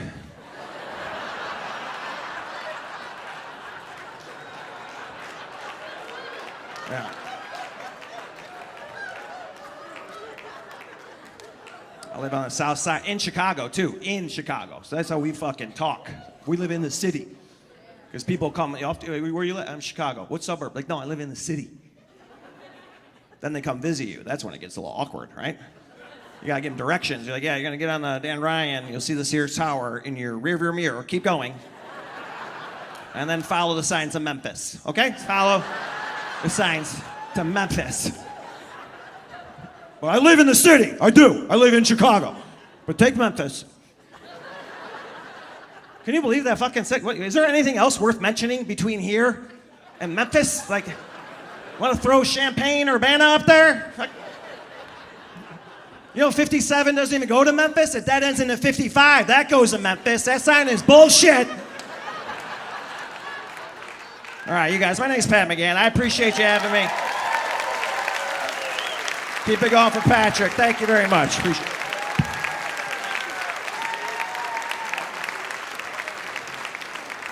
Pat McGann, everybody, let him hear it. Hey, let's hear it. Let's hear it one more time for all of the comedians you saw tonight.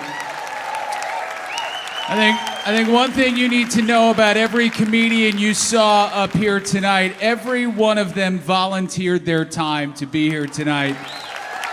This is a Saturday night. This is our big night of the week as a comedian to get paid gigs, and they all sacrifice to be here with everyone. So support them, follow them on Instagram, go see them live if you can. I also need to thank our committee members who help put this thing together every year. And by committee, I mean the 9 unpaid volunteers, all but 3 of whom are TN patients who absolutely bust their asses every year to put this thing together. We have no event planner for this. We have no fancy consulting company. We got nobody running around with headsets on. Just a bunch of dedicated people making my dumb face look good every year. And I can't thank you guys enough. I love each and every one of you. And you guys are amazing. It's been 3 long years to get back to where we are tonight. And to see so many familiar faces that have come back to support us time and time again. I can't even put it into words. I really can't. Thank you. Thank you. Clap it up if you were with us for that first event in 2015 at the Laugh Factory on a cold Thursday night. Just a couple of us, and look at what you have helped us build. Look at what has resulted from that. What I think is the best comedy fundraiser in the city of Chicago, hands down.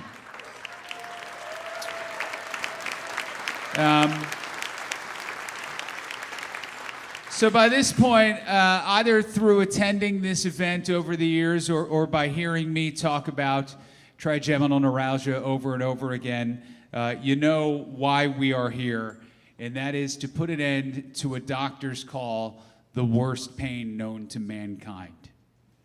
Think about that. Try and wrap your heads around that. The worst pain known to mankind.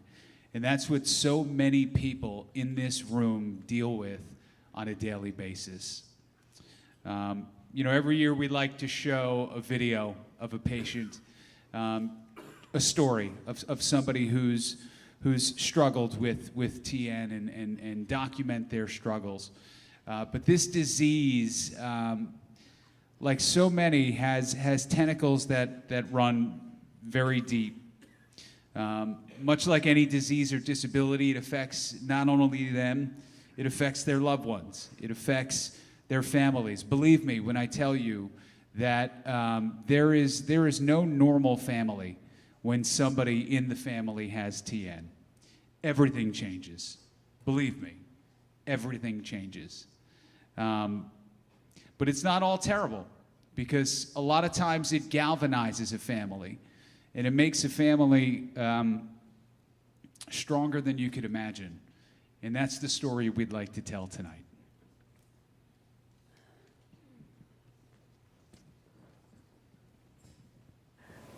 I was 19. I was sitting in a Mexican restaurant in Orland Park with my mom and dad on a Sunday afternoon having lunch. And it felt like I'd been struck by lightning in my skull. And I stopped and I froze. And I knew there was something really, really bad happening. And it became a 20-year journey to get a diagnosis.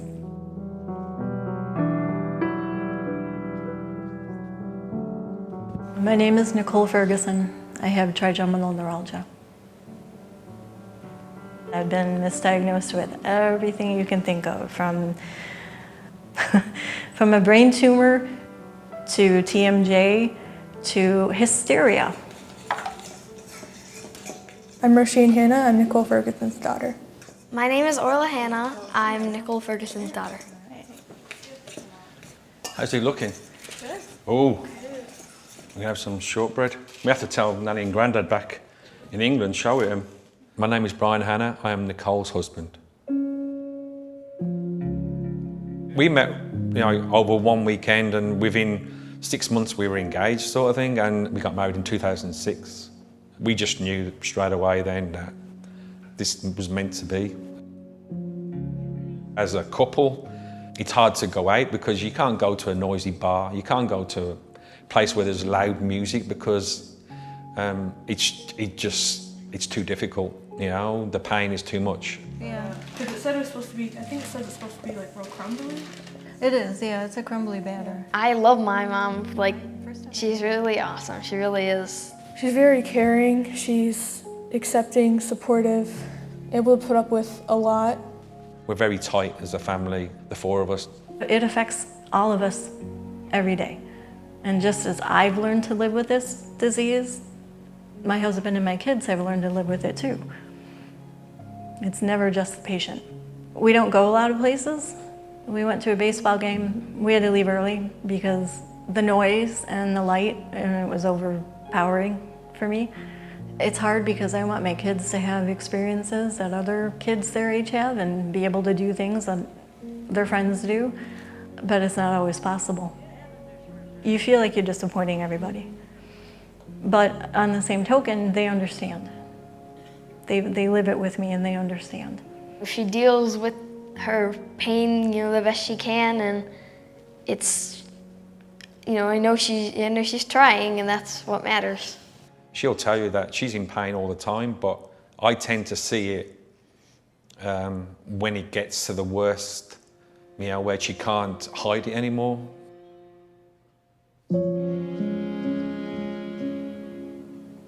My pain is like being struck by lightning, while at the same time having every joint in my head being compressed in a vice and just squeezing tighter and tighter and tighter. I oftentimes feel like the back of my skull is gone or the side of my skull is gone, and all the nerves are exposed.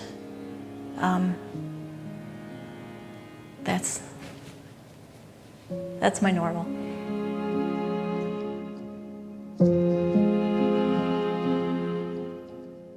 What if I can't control it with the tools I have? That's when the fear comes. That's when you really start to think, oh God. The last tool in my arsenal is a gallon Ziploc bag full of every medication I've ever been prescribed that hasn't worked. And I've saved them. And I'm not proud of this. I've saved them over 20 years in case I need an out.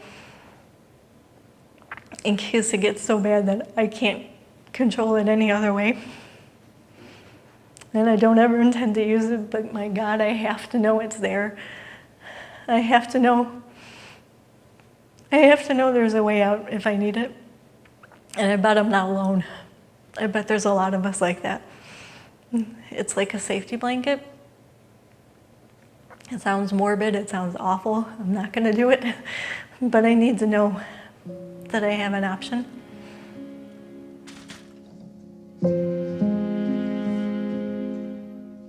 It's called the suicide disease for a reason, and there's been dark moments where she's got so bad where you think she's coming to a point where, what can I do? I can't do this, but I think our two girls are the most important thing, and that keeps her going.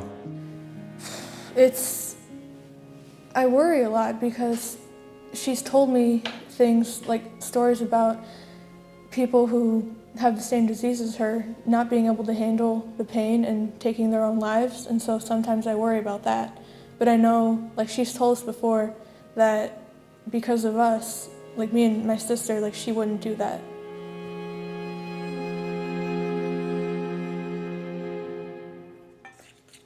Roisin, you want the vanilla in while it's dry? You hope one day that there's a breakthrough where, something can be done.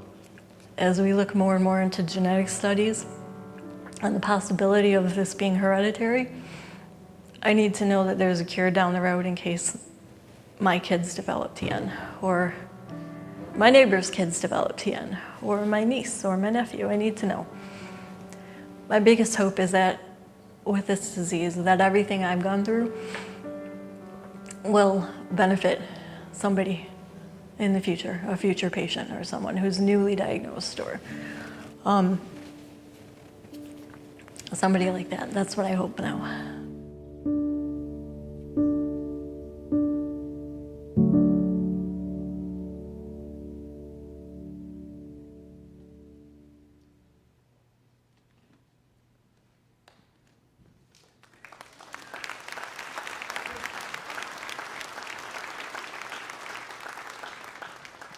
I know you go to a lot of comedy shows, and I've got a lot coming up at some theaters in the fall, and just a heads up. Generally, I don't end my shows that way normally.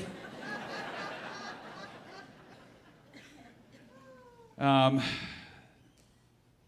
of had to crack a joke coming out of that one because that was a tough one this year. That was a tough one to watch. I think for any family who deals with this disease, watching that video was like hearing your own story told. And Nicole and Brian are here tonight. If we can give them a big round of applause.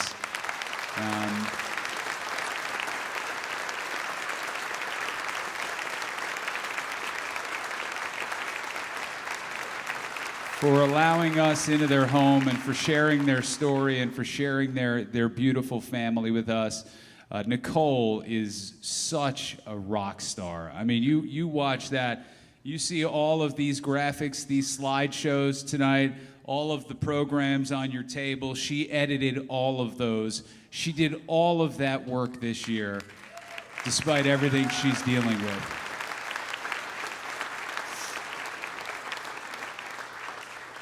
But we need to get her better. And we need to get Amy better, and we need to get every TN patient in this room better, because this is no way to live. And the Facial Pain Research Foundation is at the forefront of right now. There is more research being done into trigeminal neuralgia worldwide than ever before in history. Ever before. Right now, between industry and universities around the world, there are 10 new drugs in discovery phases of development, 8 in clinical trials. The foundation is involved with half of those.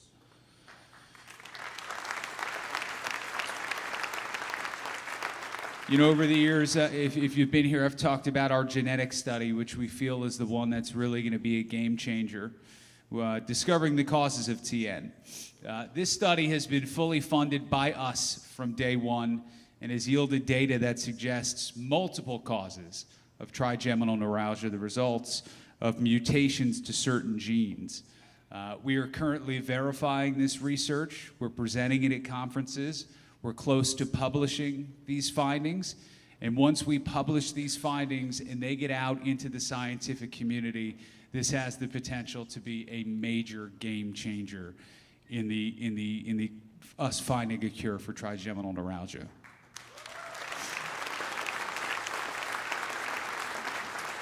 And the next step in that research is finding ways to repair these genetic mutations. We know there are mutations. We're going to have to find ways to fix these, which is not cheap. The foundation is planning to provide more than $1 million of new funding to projects in the next 3 months, and we'll continue to fund as much as we are able to. And that's where all of you come in again.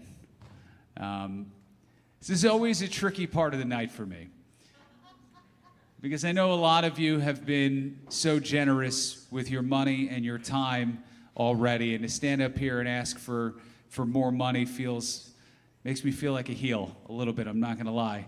But it's my wife, and I have no shame, so I will ask everybody in this room for your money, and I don't care.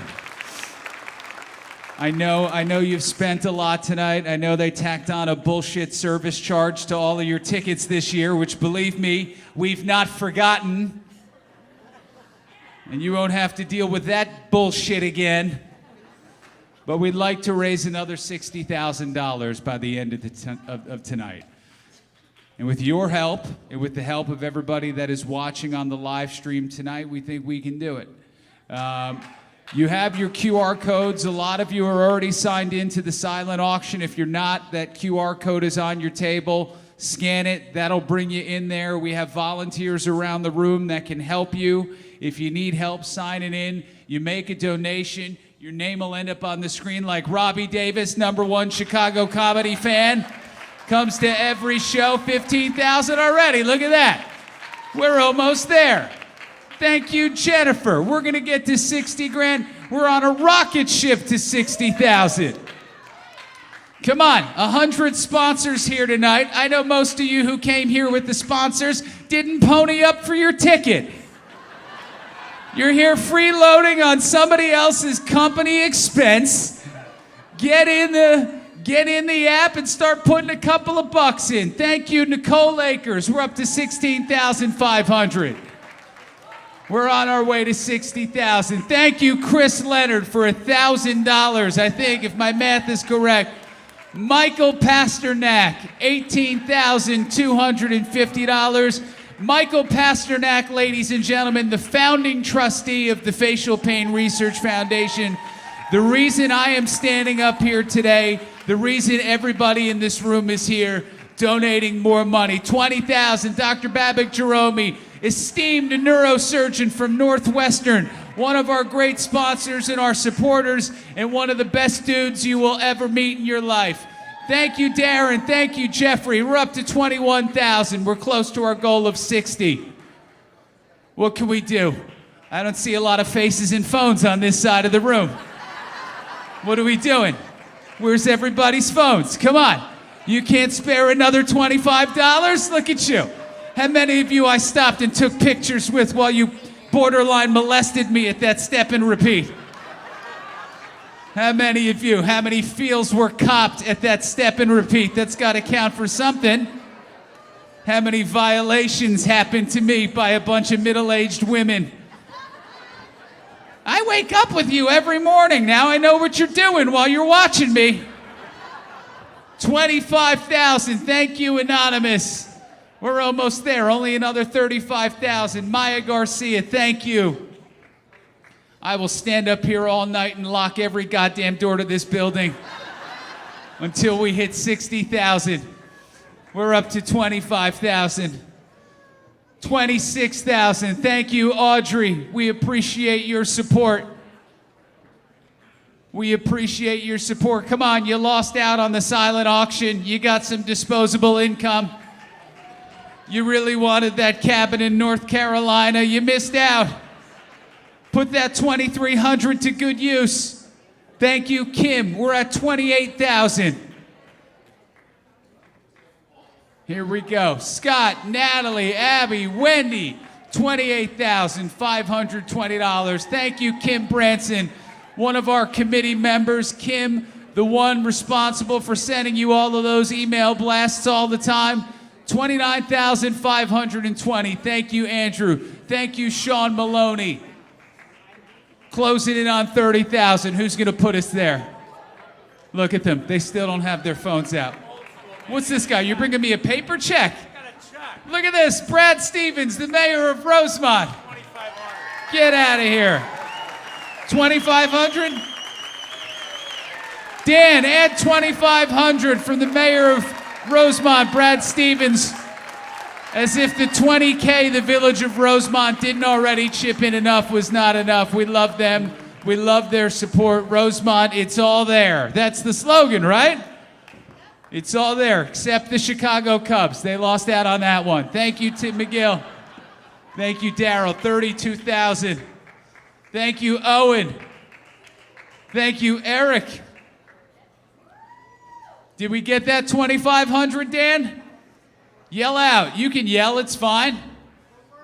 You're working on it. Work faster.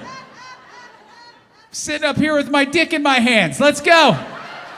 Come on. I'm dying up here. Thank you, Dustin Sublett, one of our volunteers this year. Thank you very much. Got to see a lot of people in those phones for 25 minutes. You guys really need a tutorial or something. Putting on those cheaters. Thank you, Sarah. Thank you, Barry Butler, the best photographer in all of Chicago. You've seen his work everywhere. Thank you, Barry. Thank you, Mandy. Thank you, David Blocker, one of our sponsors and supporters, putting in more money. We appreciate you. Thank you, Shelby. We're up to 36,000.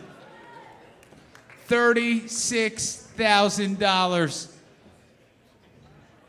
Who's going to get us closer? Thank you, Lisa. Thank you, Kier Gaganidze. $38,871. Thank you, Franco. 39. Closing in on 40,000. Closing in on $40,000. We're going to get there. Who's going to get us there? Who's going to get us to 60? Thank you, Rebecca. Thank you for your generosity. Thank you, Anonymous. $39,446. Thank you, Sinem D'Angelo.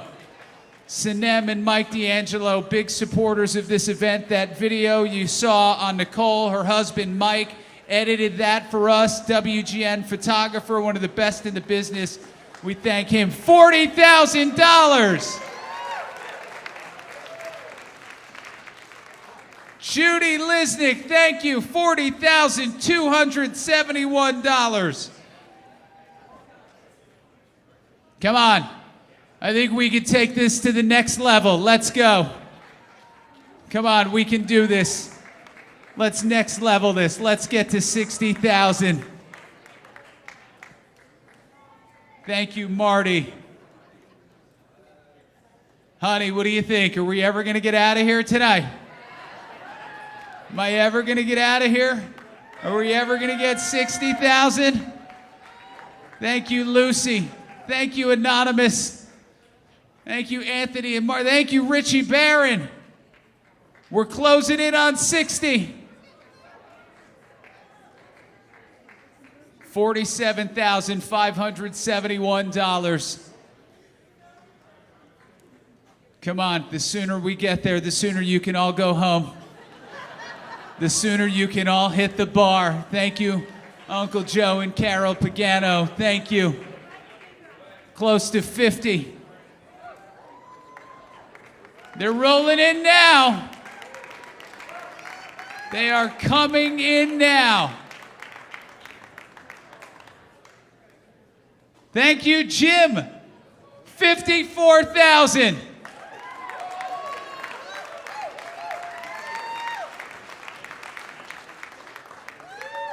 $56,221.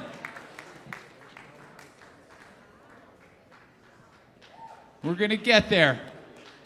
Who's gonna put us there?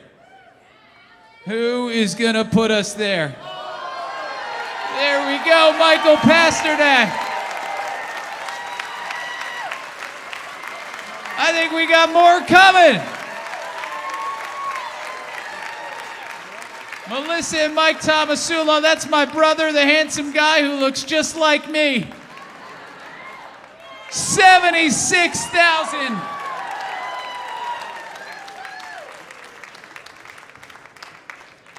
I'm gonna do a little quick math real quick, if that's okay for you. Well, that was bad. That was bad math. I just did. No, don't worry about it. Keep your mouth shut. I got this.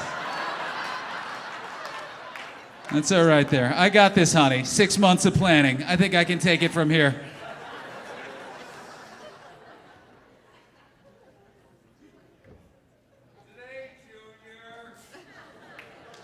I'm just trying to figure out how much you people have donated, if you don't want to know. Wow.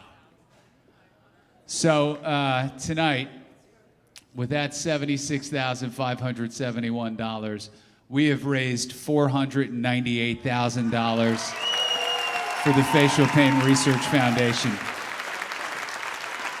which shatters any record that we've ever had before.